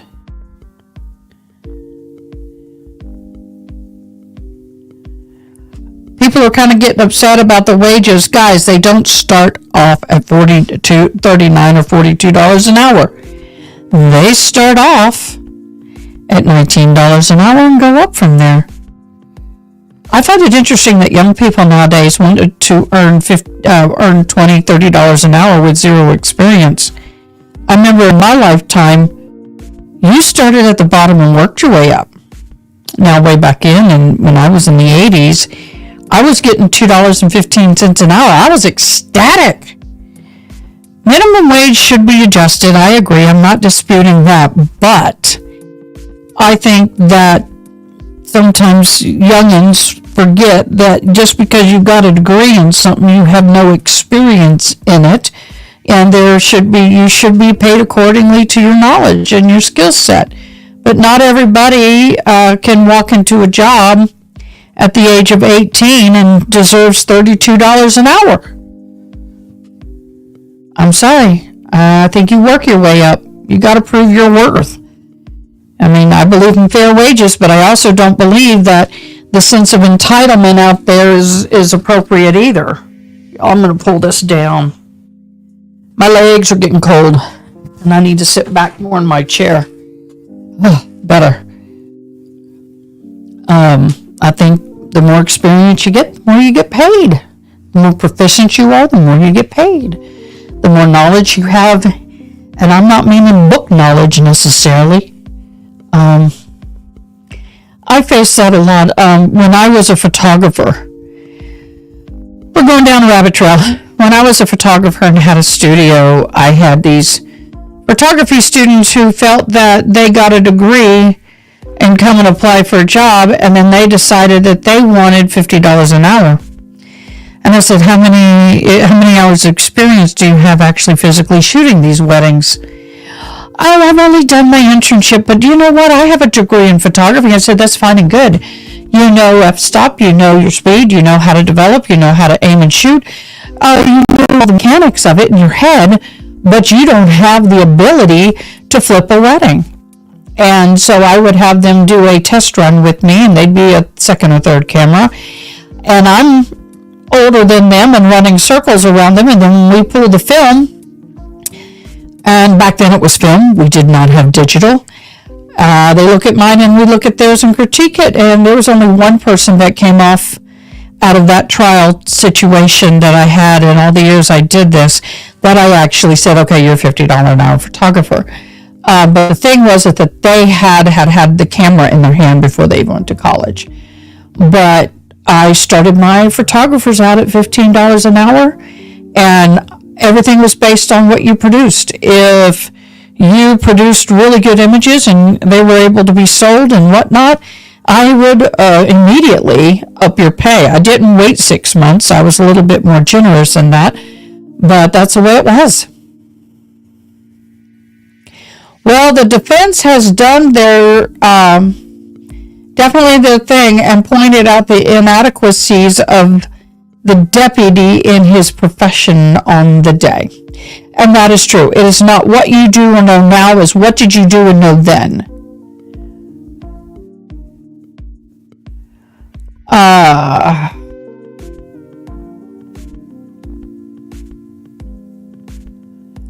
I suppose their strongest point so far was he was still on a phase 3 training probation. He didn't know the game that well yet. And that's what I mean, you've come out of academy, you've come out of all that stuff. You've got some book knowledge. It's like with the sign language and deaf support specialist. I went to college for 4 years for an associate's degree. 90 plus hours to graduate for an associate's degree. However, that's the highest you can go in that degree. Texas colleges, please offer more in that area. But anyway,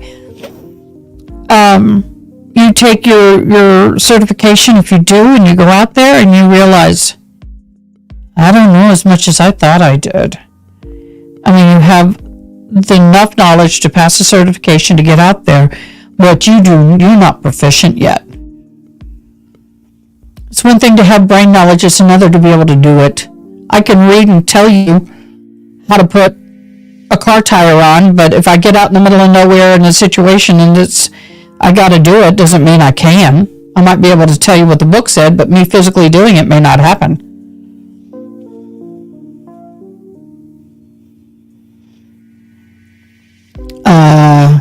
Secret Service may make $85,000 per year to protect one man, yet we pay Border Patrol $20 to $40 an hour to protect an entire country. Make that make sense. Preach.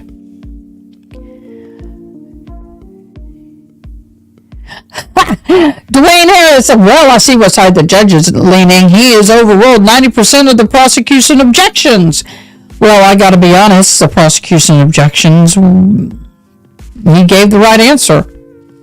He's overruled them because they're overrulable.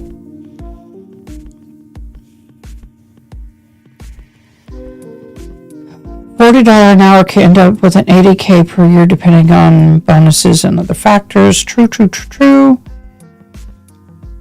Barbara Calloway, the average pay for Border Patrol is $88,000 per year. There is a lot of bonus pay. I'm sure overtime the top end is $138 a year according to Border Patrol career page. I'm sure it is. It just depends on if you're willing to work overtime. It depends on how many years. It depends on the meet quotas. Ellie is suffering everywhere. Nobody wants to do the job again. Facts. Okay, we're caught up with all those comments. I'm going to try and scroll back up top where we had more on the witness.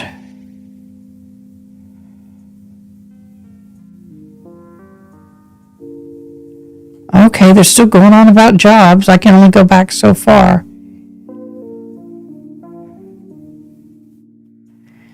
Well, guys, they should be back in a minute. I apologize. I think we got about 4 to 6 minutes.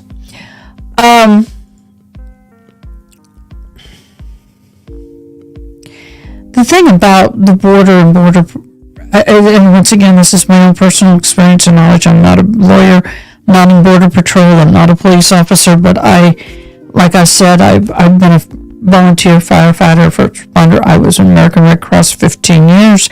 I spent many hours down in the Valley of Texas with them, and I am an emergency services volunteer chaplain. I have dealt with a lot of bad situations, and all I can say is, would I take my 19-year-old daughter and my 24-year-old son to the border for vacay? Absolutely not. I won't do it. It's not safe anymore. There are safer places in Mexico, but I'm just uncomfortable being in the area. And I really feel for a lot of the people there. A lot of the people are stuck. A lot of the people, like this witness that was on the stand yesterday, he had a 6th grade education. I understand some of his stuff may be off a little bit. I was ragging on him yesterday a little bit about his measurements, but my thing is he visually knows how big a football field is. And when you tell people the football field took 2 football fields to get from the top where the shooting happened, or his friend was shot, to the border, that is so far off it's not even funny. And I mean, there was just a lot of things that were just wrong. Just a lot of things that were just off and wrong, and that I just could not wrap my head around or get to be a part of. It's just how I feel. Also, a little plug. If you guys are in the Texas Hill Country, this is going to be Easter weekend. Everybody, I wish you a happy and safe and healthy Easter weekend. Remember what this season is all about. There is a 77-foot, 7-inch cross here in Texas and in the Hill Country in Kerrville, and it is called the Coming King Foundation. Some people call it the Cross on the Hill, but it is the Coming King Foundation, and they will be having, I believe, anyone double check the website, but they will be having their sunrise Easter service if they do like they do every year. It is a phenomenal thing to go to. There's some beautiful statues. It's a beautiful garden. There's going to be music. There's going to be worship. There's going to be all kind of activities up there. They're also going to be there for the eclipse. That's coming up here. Kerrville is one of the number one places for the eclipse. NASA is going to be here. They rented out an entire hotel resort. I won't tell you which one, but I do know, because the organization I belong with was going to have a conference that weekend and we couldn't, so we had to bump it up. But they are going to be here for the eclipse. A lot of businesses are going to be closed, y'all, so I advise everybody to get some of the, if you need something from a business between, I would say the 4th or 5th through the 15th, go ahead and get it now. It is going to be cray-cray. We got road closures. It's just going to be a one hand awesome thing, another hand is going to be a pain in the tush. I've had too much coffee today, y'all. I love this one. Jesus hung on the cross. He took all your mistakes, all your failures, all your weaknesses, and he forgave them. Yep. So, please come to the cross if you're interested in that. We have people from all over the United States that make this journey here. But there's always room for everybody. Sometimes I interpret these kind of events, but I will not be this year because I will not be available. Please comment below what you're doing for Easter weekend. I believe this Friday. I don't know. I got to double check. But I believe, oh my Lord. Oh, heck no. I did not just see this. Okay, y'all. I'm going to play this because I just know, as sure as the sun rises, that as soon as I can replay this, this is... Don't say old people can't do this. Watch.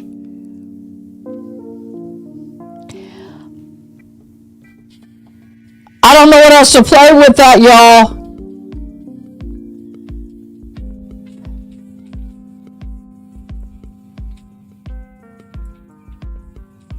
Oh my Lord, go, Granny, go!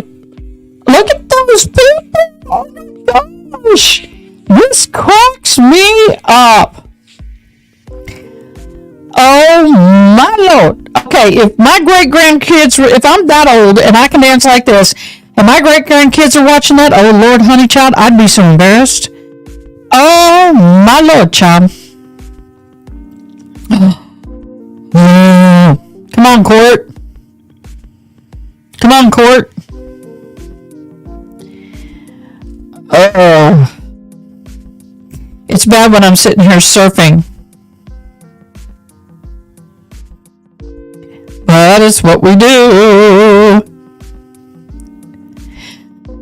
Okay, that really got me. A friend of me sent me that. I'm like, oh my gosh, look at that bird, y'all. Look, oh, that's all generated, but it's still beautiful. Still beautiful. Beautiful.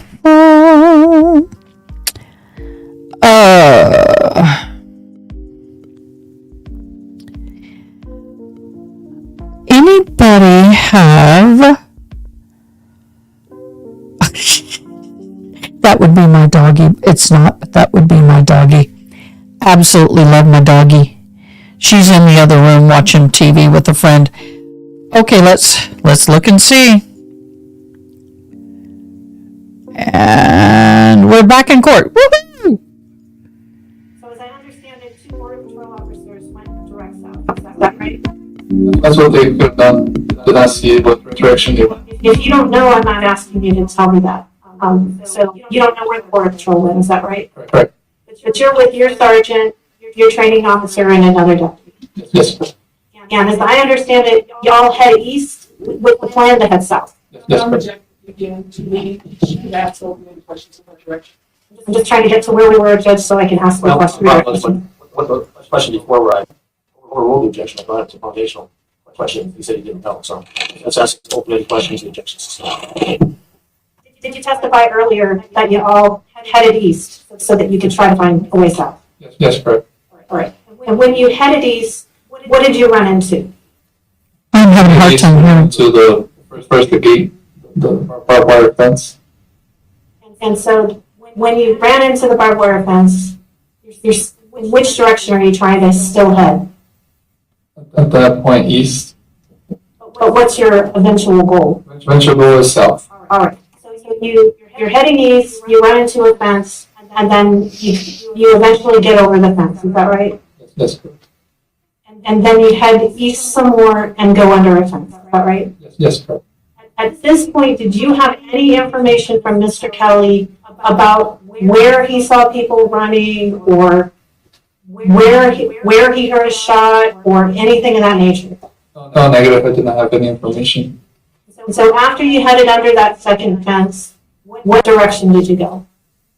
So the east-south, sorry, going south. And you said you headed into the area where you could see the arroyo and dirt. Is that right? Yes, correct. Do you see on the map, Exhibit 114, the arroyo that you were talking about, that you could actually see the dirt in? Yes. And you drew a diagram earlier about which direction you headed. Is that right? Yes, correct. And you said you headed straight east from the ladder structure by the pump house. Is that right? Yes, correct. And then from there you headed south. Yes. And so when you headed south, is that when you went into the arroyo? Yes.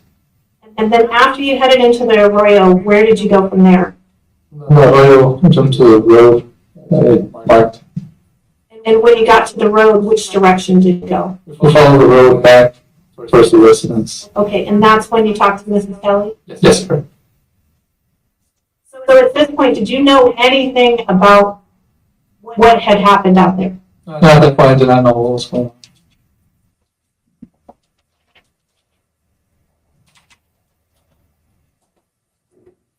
And if I remember your testimony correctly with the defense, you indicated that the grass was up to your knees or so. Is that right? Correct. And progress.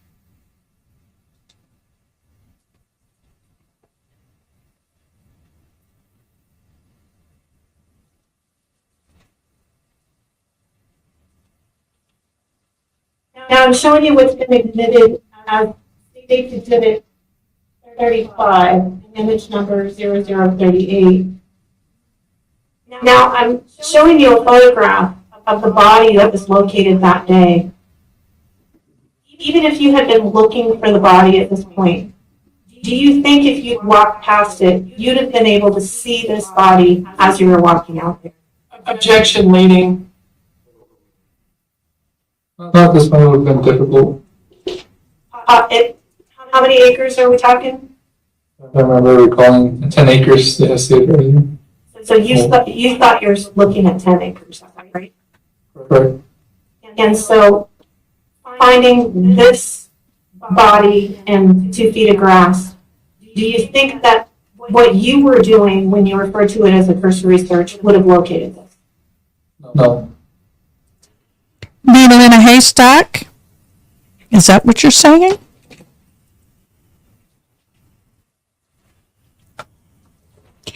If you had had additional information that Mr. Kelly had discharged his weapon in a specific direction, do you think you would have conducted a different search? Yes, it would have made us conduct a different search. When you met up with Mr. Kelly and you had your conversation with him, were you in the house or were you somewhere else? I was somewhere else. Where were you? It was on the road. I didn't show really in the picture. The road turned the curve.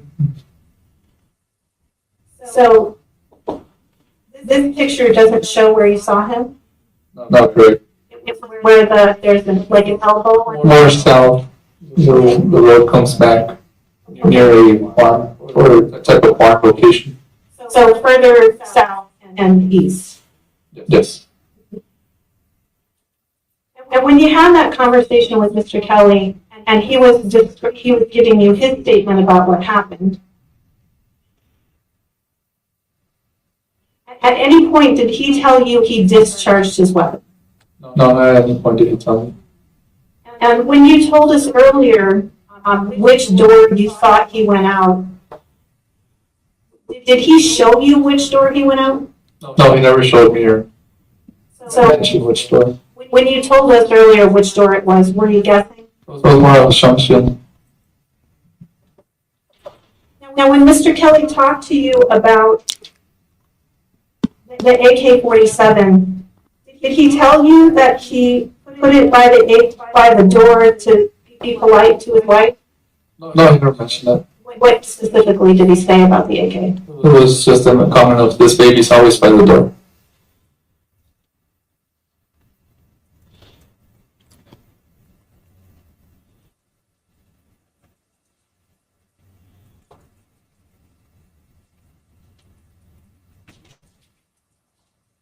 And I just want to make sure that we have a good picture of this. So when you crossed that fence line, were you able to look to your right and see backwards towards the house?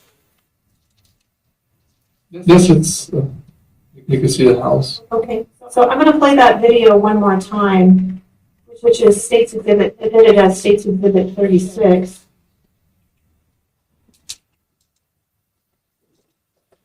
So when Ms. Lothorpe was asking you if you'd never looked at the other side of the smoker, would you have been able to see that once you crossed the fence line and looked back? Yes, partially.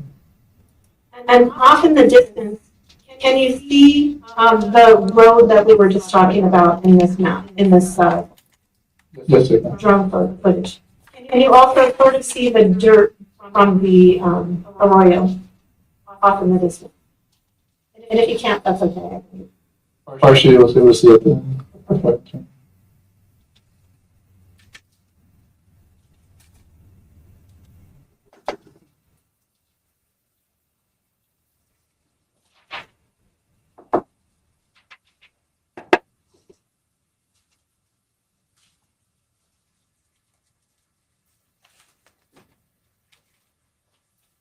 Now I want to talk to you a little bit about the difference between field training versus a ride-along. Is there something called a ride-along?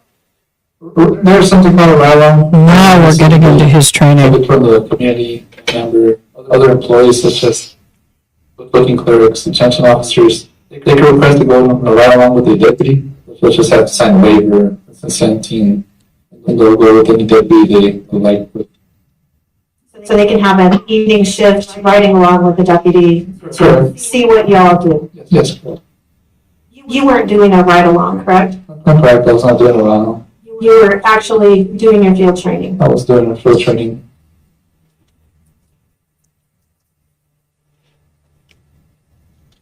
Now, when you're on your field training, you're in your phase 3, you're with a deputy, is that right? Yes, I went to do. But you've already moved through 2 of your phases, so you're not just watching, correct? That's correct. What is phase 3? Phase 3 is, at that time was with Gabriel Cuen, Special 139.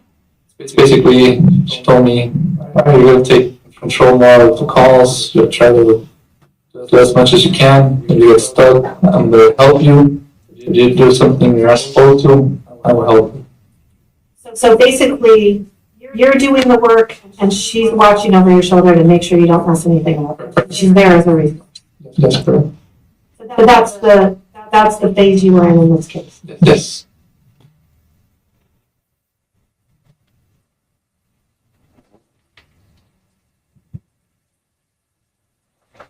Did anyone tell you how to write your report in this case? Not what's right in it, but Gabriel Cuen would review it once I wrote my report. So she made sure it was accurate, that you hadn't made any errors. Yes, correct. So my question to you is about that report. Did anyone tell you to use the phrase cursory search in your report? No. That was how you described the search that you did. Was that how you described the search that you did when you went to look for Mr. Kelly? Yes. And when you found Mr. Kelly, what did he tell you about these subjects that he thought he had seen, where he thought they were at that point?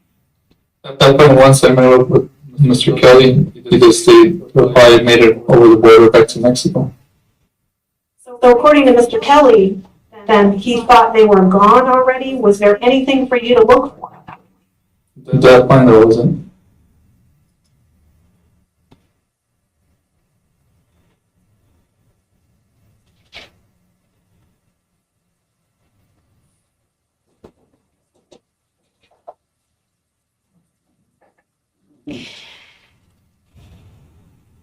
I kind of feel for the guy. I mean, he's doing the best he can. He was still in training. He did with what the knowledge he knew. But should he have been the one doing all this? Maybe not. I mean, you got to learn, but they're poking some holes, which is what they're supposed to do. This is definitely a learning curve for him. I'd wonder how many times he's actually testified in court. That would be a question I would have. How many times have you testified in court?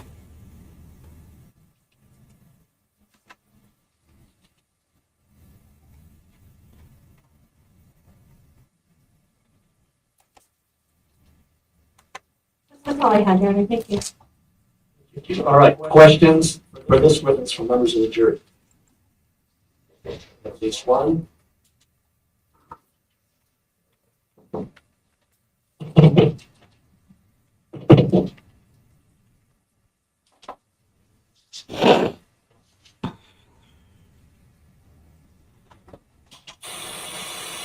And here we go. That again. Sorry, y'all. So, I'm not hating him. I mean, I don't hate him. It's just inexperience. He was still on probation. He still was learning. And you can tell he's still a little green. I mean, it's not like he's been doing this for 40 years. I mean, I think he's only been in the sheriff's office 6 years. Probably the first year was his probationary year. So, bless his heart. As we say down in the South, bless your heart.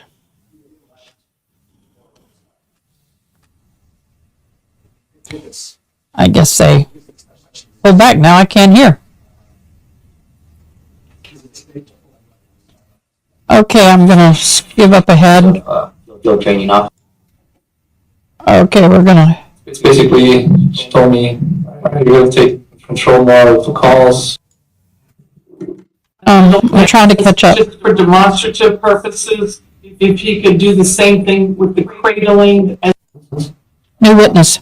My employment began in January of 2018 till present. Did you go to an academy to become a certified deputy? Yes, I attended Selexi. Oh, can't hear you. Have you had other trainings since? Other trainings after attending the academy, I graduated, and then I had the 3 months of field training officer. And then I went on to for 3 months, and then I went on to patrol. And is that what you've done since you became a deputy patrol? Correct. And were you on patrol, on duty, on January 30th of 2023? Correct. On that date, were you called He looks to young. an incident at 100 Willow Let Crossing? me look closer. 100 Willow Crossing. Yes, correct. And when you got to that call, what was the first thing you observed when you arrived? When I arrived at the call, I met with the other deputies who were already on scene. It was Deputy Monreal, batch 191. They know each other's badges well. Batch 139. And Sergeant Garcia, batch 130. Is there anyone else, law enforcement-wise, at the location when you arrived? Yes. Who was there? It was two Border Patrol agents. And what did you do when you first got there? I met with them and kind of briefed on what the situation was with them. What did they tell you? They advised me that the homeowner had left the area in reference to what the call had been about. Did they tell you which direction?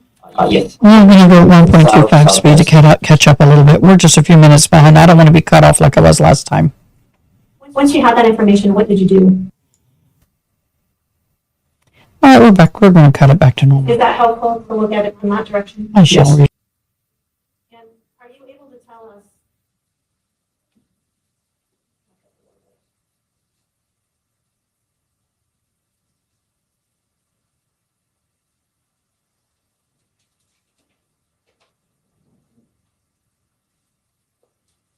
Are you able to tell us from the, does that help you figure out where you were on the map?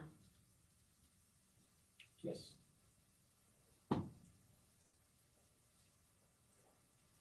Okay, and let me zoom you back in on the map. Now, looking at that map, can you tell us which side of the house you were on?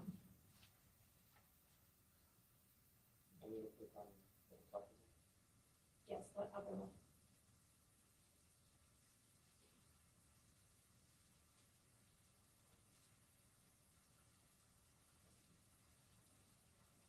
So I see you put a green arrow on the screen. Is that the side of the house you were on?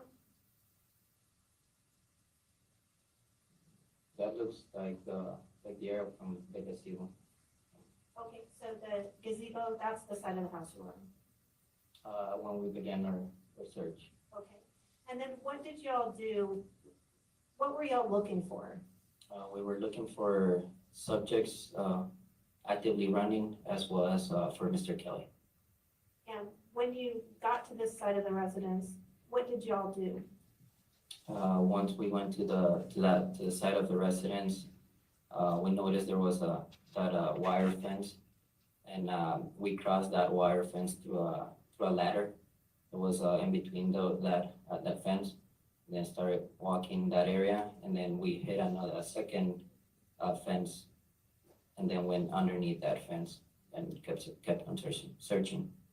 And I know that it's kind of small, but are you able to tell us what that ladder structure was near? Was it near another structure? Yes. What was it near? I'm not sure if it was a shed or a brick. It was a small building. Okay, can you see that on the map that we're looking at now? I can't tell from the picture. I'm not sure. Is there a small square building to the northeast of the residence? Yes. Is that the building? Are you able to tell? It looks a little greenish. That would be the building. Okay, and so when you crossed over the ladder structure, you said you crossed the ladder structure into the fence, and then where did you go from there? We started making our way southwest. Did you cross another fence before you started going southwest, or did you go directly southwest? I don't recall. Okay, and when you say southwest, which way would be west on this?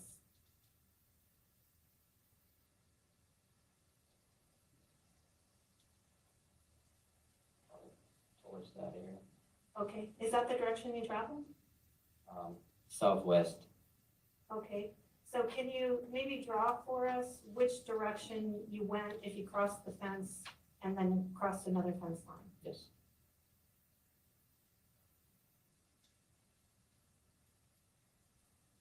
So that's the direction you think you traveled? Yes, southwest. Did you, and you crossed over up above by where the little structure is? We passed that structure and then started heading south. Okay, and so I think maybe I'm not understanding you. To the north of the house, do you see a little square? Yes. Is that the area where the ladder was? Can you circle it? This one. Yeah, is that where the ladder was? That was where, close where the ladder was. Okay, can you circle that? And you said you crossed over the fence there and then you crossed the second fence. Do you know where you crossed the second fence? I'm not able to see it on the picture. Okay, Not very clear. so you're not sure? No. Do you know if you crossed, do you see a dirt road to the east of that? Do you know Yes. if you crossed that dirt road? I'm not sure. Okay, and so when you crossed over into the fence line, and at some point you crossed another fence line, you think you headed south, straight south through the area, or did you cross over the fence before you headed south? I don't recall if we started or if I started heading south or west before or after the fence. Okay, that's fair. And then what do you remember seeing next after you headed southwest? What's the next thing you remember searching? Again, we were searching for Mr. Kelly and those subjects that were mentioned during the call. And I kept walking, attempting to locate either Mr. Kelly or the subjects. And at some point, I did made it all the way to a third fence line. Okay, and which direction was that fence line?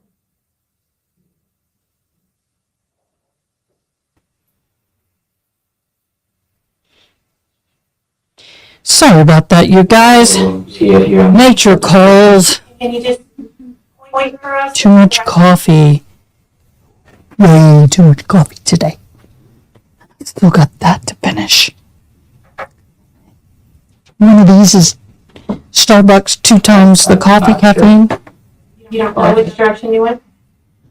So if north is the top of the screen, and south is the bottom of the screen, and east is the right side, and west is the left side, do you know which direction you went after you got to the bottom of where your line is? I would have been going to this area. I really wish they would show us the map so we can see where they're talking to. It's so hard to get a To the visual. left of the screen? Not everybody's visual. To the bottom of the screen, or which direction were you going? That you hit another fence line? South. South.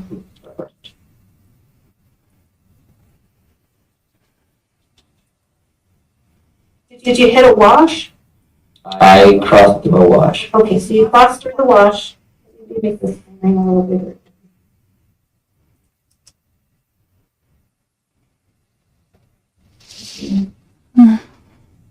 So I see a wash down further south.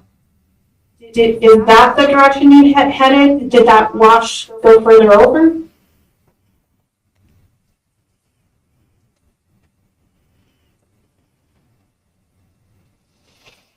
I'm not sure if you were referring to this one right here.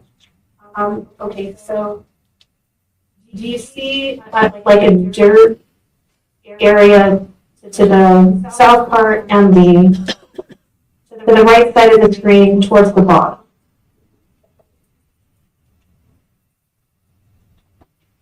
I'm sorry, I'm trying to hear. I hope you're hearing better than I am. We're gonna clear the screen for you first. Yeah.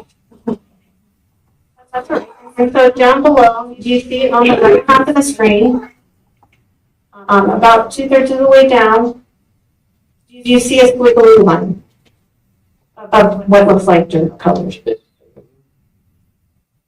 Yes. Yes. Does that appear to be a wash or an arroyo? Yes. Do you recall a wash or an arroyo in that location? Yes. And did that wash or arroyo continue on south? Correct. And is that the wash you crossed through? Yes. And after you crossed through the wash, did you see any buildings of any kind? On my way back, I did see a barn and another.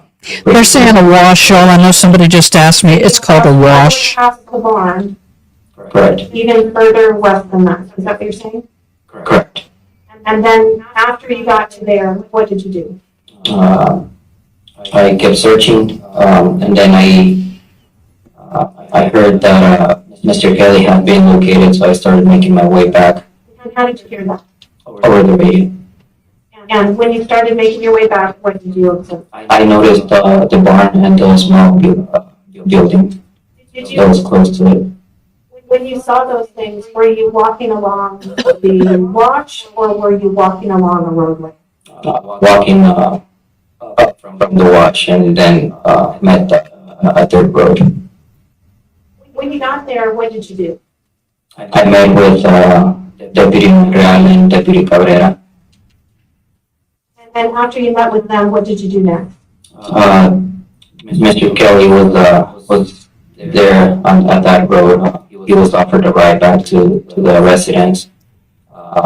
He advised us that he would walk back with his canines, and then Deputy Gabriel and Deputy Cabrera gave me a ride to the residence. All that area. Sorry about that. Did you see anyone? No, Did you see anything at all? no, Any kind of sign of anything having occurred? no.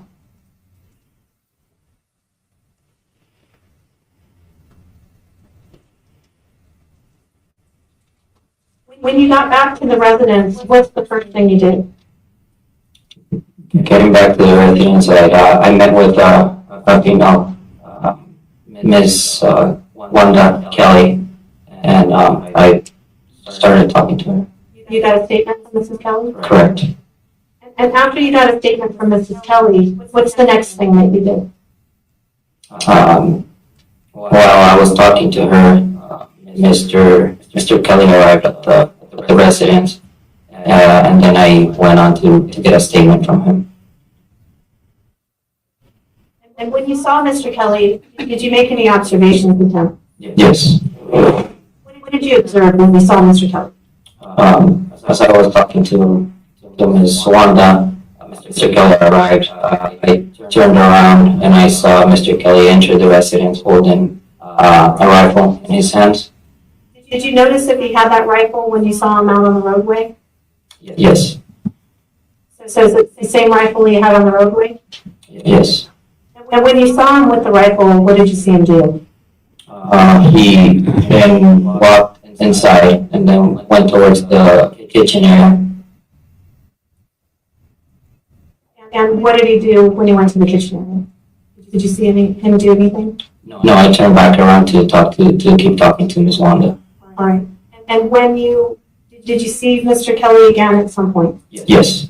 Did you make any observations about him then? Yes. What did you observe? He walked back out of the area he had went into without his rifle. So he came back and did not have the rifle, is that what you're saying? Correct. Now, you said you talked to Mr. Kelly. Where did you have this conversation? Do you recall? Yes. Where was it? Inside the residence by the entrance. By which entrance? By would be in the west entrance. Would that be the front door, the back door? The front door. Front door. Yes.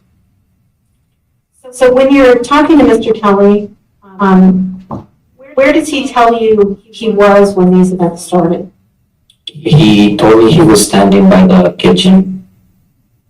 And did he tell you that he observed something? Correct. Where did he say he observed it through? The living room window.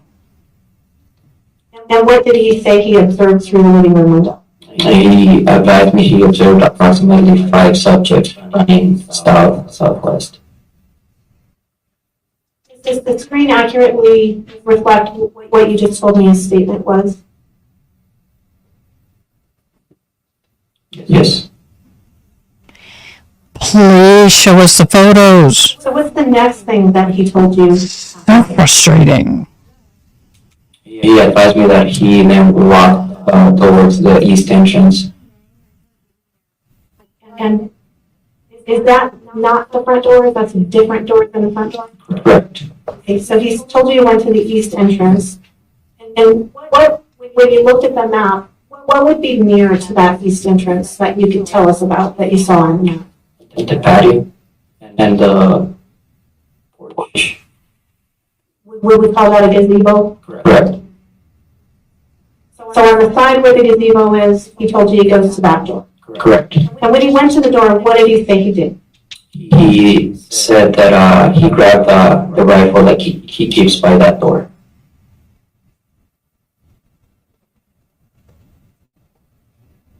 And where did he say he went from there? He went outside the residence.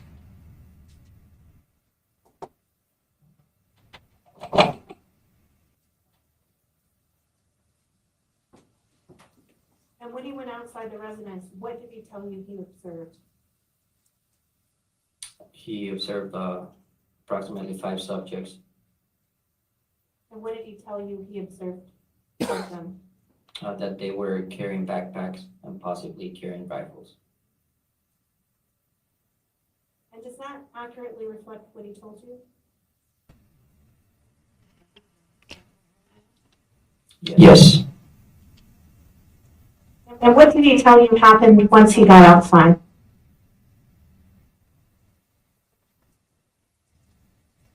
I don't recall. Did he tell you that he heard something? Yes. What did he tell you he heard? He told me that he heard a single shot. And did he tell you did he tell you what kind of weapon he believed the shot was from? Yes. What did he tell you? He told me that the shot came from an AK-47.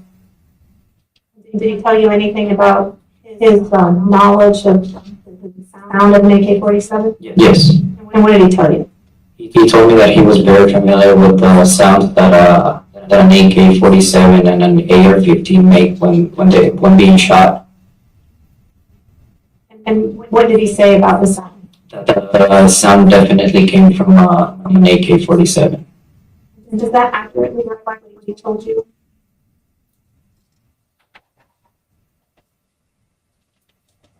Correct.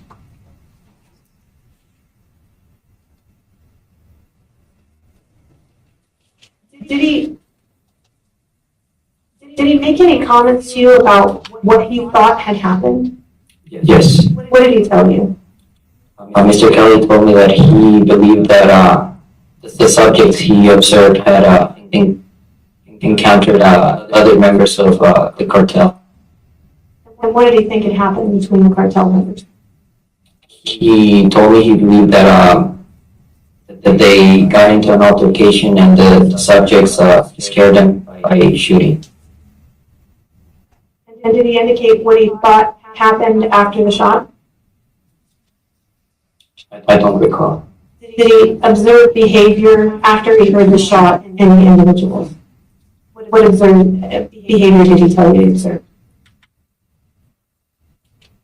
I don't recall. Did he see the subject going in some direction in some way? Yes. What did he observe? He observed them running south. And did he say he thought that was as a result of the shot? Yes. Does that accurately reflect what you just told me? Yes. Did he tell you how far away from the residence the subjects were? Yes. What did he tell you? He told me he observed them that they were approximately 100 to 150 yards. And so he told you that he's on the, I'm sorry, did that accurately, and did he say whether he saw those subjects again? Not after that. Does that accurately reflect what you just told me? Yes. Now, did he tell you when he was out on the patio, did he show you which direction he saw these individuals? I don't recall. He tells you it's 100 to 150 yards away, is that right? Correct. And he told you he was on the east side patio. Correct. But did he tell you which direction they were? He pointed at some point. And which direction did he point?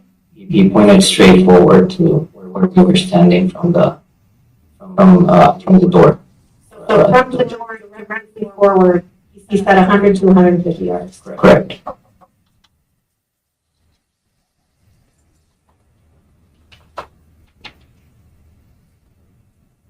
What did he tell you he did after he saw them 100 to 150 yards away and he never saw them again? What did he say he did next?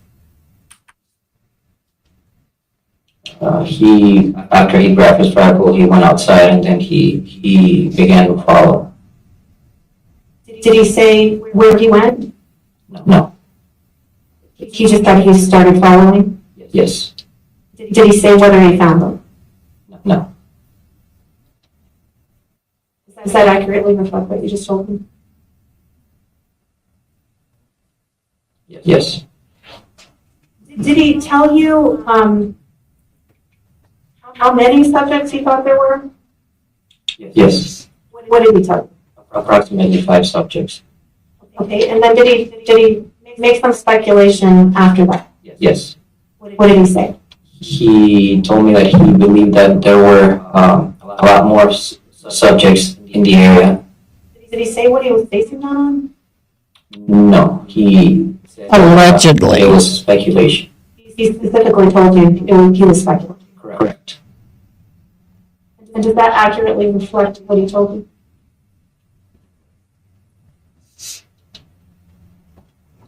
Yes. At that point, did you talk to Mr. Kelly about the incident? Did you give him some advice? Yes. What did you tell him? I told him that if he was in that kind of situation ever again, not to follow any subjects, to remain inside his residence, and to call 911 to keep himself and his wife safe. Is that accurate on the screen? Correct. Yes.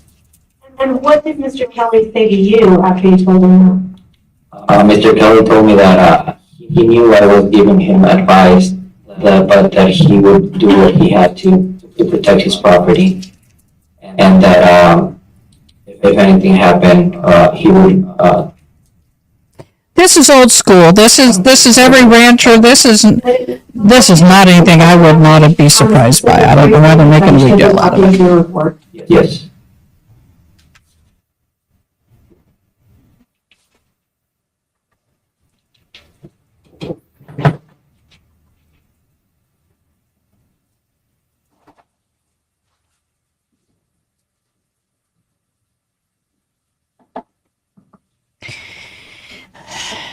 You know, it's hindsight's 2020. Not everybody's going to react and do the same thing, nor do they believe what he may believe is best for them may not be what others, the rancher believe. They did the best he could in the situation.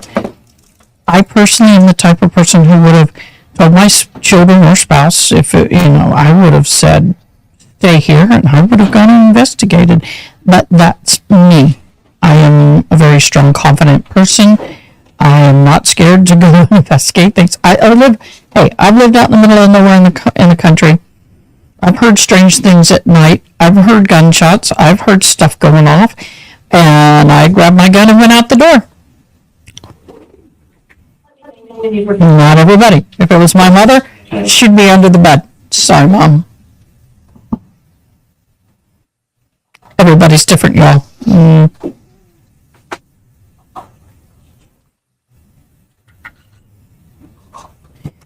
Many times we would hear strange noises when I was way out in the middle of nowhere. What did he tell you?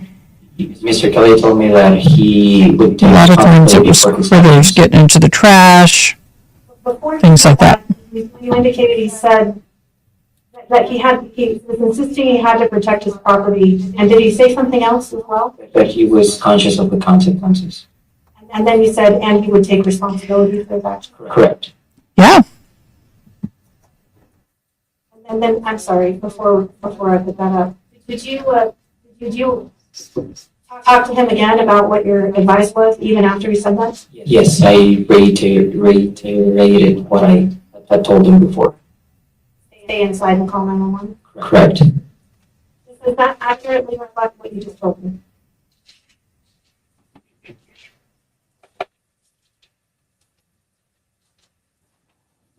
Yes. Sorry, Thank you, I don't have anything else. I'm trying to read what's being said. I'm not being very successful at it. You wrote It was back in January of 2023. Did you write it the same day that you responded to Mr. Kelly's property, or did you write it another day? I'm really struggling hearing. I wish they'd get on the microphone. Yes. Can you take a look at what date you authored for? Yes. They were much more on them about doing that earlier in the trial, but now I'm not hearing anything.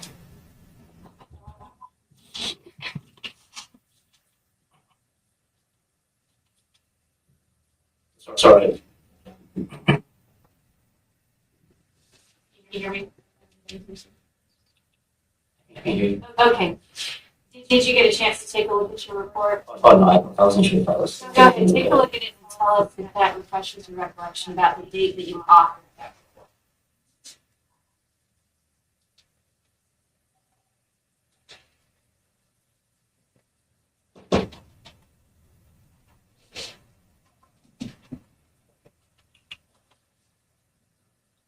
It was on Tuesday, January 31st. So that day, is that right? Correct. So you didn't author this report the same day that you responded to the property, it was the following day. Correct. And when you did respond to the property on January 30th, you had some background information when you were traveling out there, correct? Correct. That came from dispatch, right? Yes. You were told by dispatch that the homeowner had reported shots fired at his house, correct? Yes. Possibly, anyway, right? And dispatch received that information from, do you know where dispatch received that information? Yes. Where did they receive that information? From Border Patrol. And do you know where Border Patrol received that information? From the homeowner. Okay, so there are 3 different levels of information being passed on until they get to you on the radio, correct? Correct. And when there are that many different levels of communication, sometimes things can get crossed. Is that fair to say? Sorry, guys. It's so hard to hear. At that point, when you're on your way out there, you hear from dispatch that Mr. Kelly has seen 5 men wearing camouflage and carrying backpacks. Is that correct? Yes. Yes. And dispatch also tells you that some of them are possibly carrying rifles, correct? Correct. So that's in your mind already when you're on your way to Mr. Kelly's property, correct? Yes. Dispatch also told you that the homeowner had taken his rifle and followed these subjects. Is that correct? Yes. So that's in your mind also, right? Correct. Do you know where the information came from regarding Mr. Kelly supposedly following these people? Do you know specifically where? If you don't, you don't, but do you know where that came from? No. Okay, so you don't know if that came from the homeowner, or if that came from Border Patrol, or if that came directly from dispatch, correct? Correct. When you arrived at the property, did you notice Border Patrol? Did you see anybody from Border Patrol there? 2 agents. What were those 2 agents doing when you saw them? Don't recall. Do you recall if you ever saw agents doing a perimeter or walking around the house? Do you recall seeing that? Yes. You do remember they were doing that? I recall them being by the property. Do you know where specifically? I remember seeing one by it was a small third road. And then we met. Okay. And you were carrying a weapon with you when you arrived at this property, is that right? Correct. Was it a rifle? Yes. And you were carrying that rifle because of the nature of the call, correct? Yes. You don't know what you're going to see or what you're going to run into when you answer a call like this, correct? Correct. And it could potentially be dangerous, right? Yes. Because you've heard about weapons, you've heard about shooting, right? Yes. So you're obviously going to be alert for those kinds of things, correct? Yes. You're going to What I don't understand is why did they allow him to walk around with the You're going to be alleged weapon of choice Correct. for this crime? Somebody who might be injured, correct? and not take it from him and then go back the next day, more than 24 hours after the event happens, Fired. to Correct. retrieve Shots are fired, somebody might. said weapon? Potentially. I'm sorry, it's just confusing to me. Somebody who's injured also, right? Potentially. Very confusing to And when me. shots are fired, somebody also could be dead, correct? Potentially. So you should be looking for somebody who might be dead as well, right? Potentially. Potentially? You weren't looking for somebody who was injured or dead in this case? Not at the time. Why not? Because the information that we received was that the subjects were actively running, and that Mr. Kelly had followed them. And you also received information saying that there was a shot fired prior to the subjects being seen running. Is that correct? Good point. A shot was fired. That shot could have You don't know if anybody's been shot or killed, or something. so you're not going to go after them. So Okay. it's possible that that shot might produce evidence, let's say, of somebody who is either injured or dead, correct? Possibly. So Speculation. you really should have been looking for somebody who might have been the victim of that shot, correct?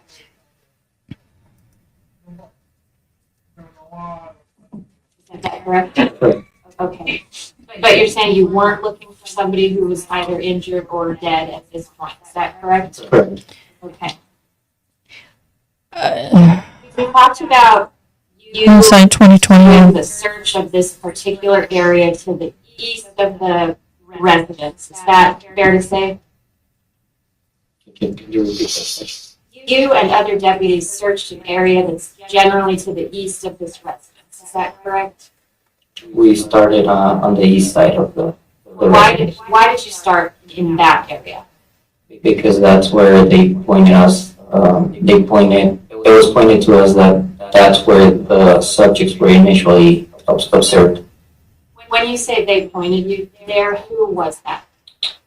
Border Patrol were the ones that made contact first.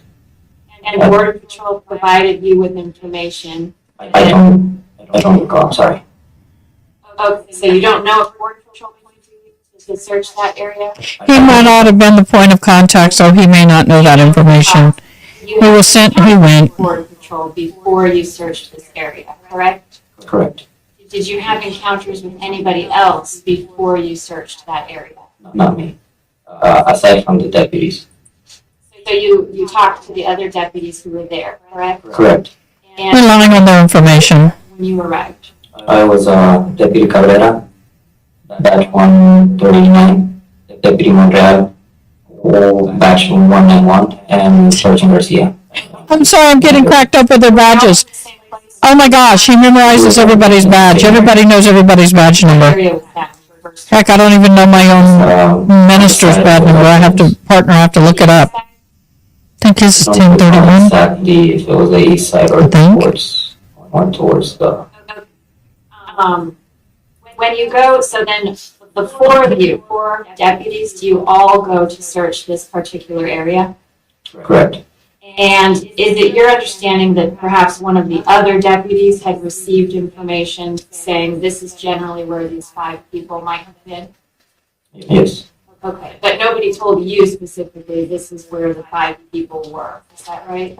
I don't recall exactly. Okay, but there's some sort of collective knowledge that you have to search this area because this is where these people may have been seen, correct? Yes. And then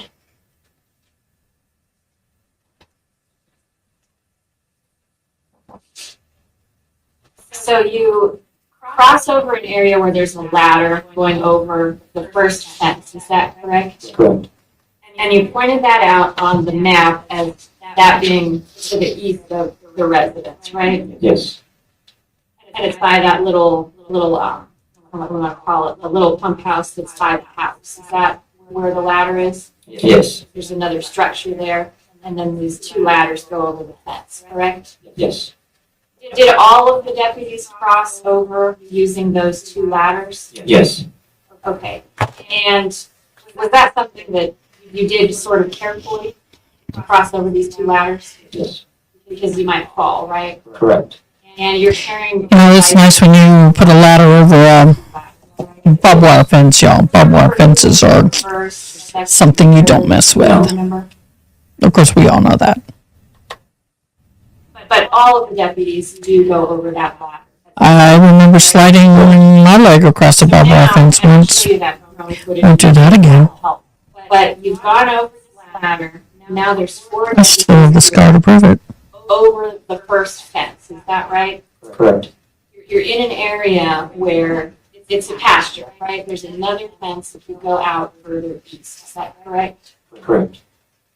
Did you guys spread out and search that pasture, or did you do something else? We kept walking and then hit that fence, and then we went underneath that second. So you did not search that pasture that you were in at that point. Is that correct? Fair to say. We were actively searching. And my question is, when do you fan out, spread yourselves out? Is it while you're in that pasture, or is it after you cross that second fence? After we went underneath the second fence. Why didn't you guys spread out, fan out, and search while you were in that pasture? I'm not sure.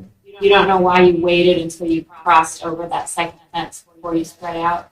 We had to cross underneath the second fence, and we helped each other, holding each other's rifles while the other crossed underneath. But you don't know at this point if there's somebody in this pasture. True. Nobody was visible at the time. Nobody was visible, but there could be somebody hiding there, correct? Potentially. You didn't search for that, right? No. Nope. Okay. Did not When search. you get to the second fence, describe how you guys crossed the second fence. We went underneath the wire fence. So, we passed each other's rifles. Kind of helped each other lift up the wire fence, and then the deputy went underneath and then passed over the rifle. So did all of you cross that second fence in approximately the same place Yes. as each other?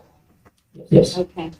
And do you recall the wire, the bottom wire of that fence being smooth wire? I'm not sure I understand what. And then not barbed wire? We're going to take our evening recess this time. We'll resume tomorrow at 8:30. Please remember the admonition of the court, not to any personal, separate, independent investigation of anything reported in any locations. Do not talk to anyone about anything about this case. Do not look at social media. Do not look at news media. Stay off the internet as much as possible. And we'll see you tomorrow at 8:30. I was talking to the lawyers a little bit about what kind of who their witnesses are and schedules are, because I'm going to try and get, I know it's a holiday, we're trying to get you out a little early, but they do have some witnesses who are coming out of town, at least one. Flying will come out of town.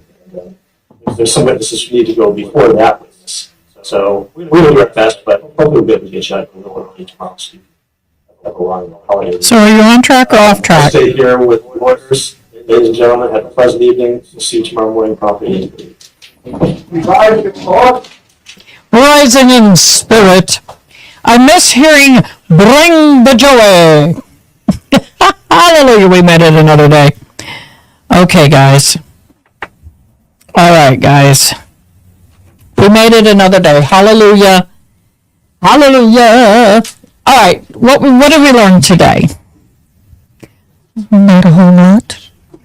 We learned that Border Patrol Jim came out to the property when the call came in that there was a gunfire on the ranch, and the guy, Mr. Kelly, had shot some shots up in the air. Let's see, the jury is out. When they came out and looked, they identified some Get some lead from the parties about the case and progress of the trial.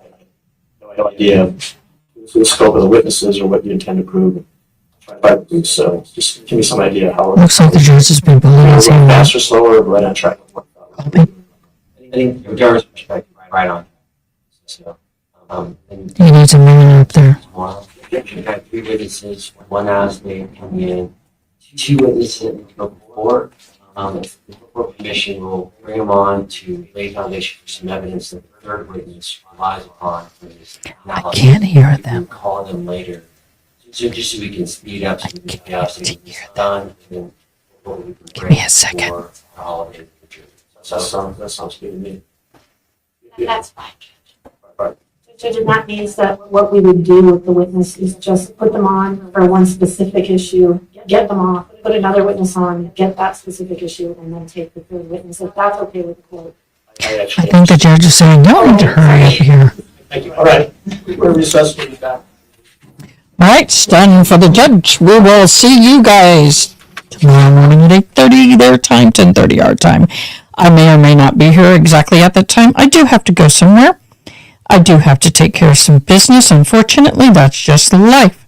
But I will be on as soon as possible. I know there's not been a whole lot of people watching. I know people have jobs and careers and things to do. But those of you who hop on, I really greatly appreciate your time. I am using this to learn how to use all this fabulous new equipment and technology I have. It is a big learning curve. I will be going live tomorrow night for my Joe Widow. I'll be announcing that. In the meantime, y'all have a blessed evening, and give your family members that you live with a big hug, and just be grateful for everything we got. And I will see you tomorrow.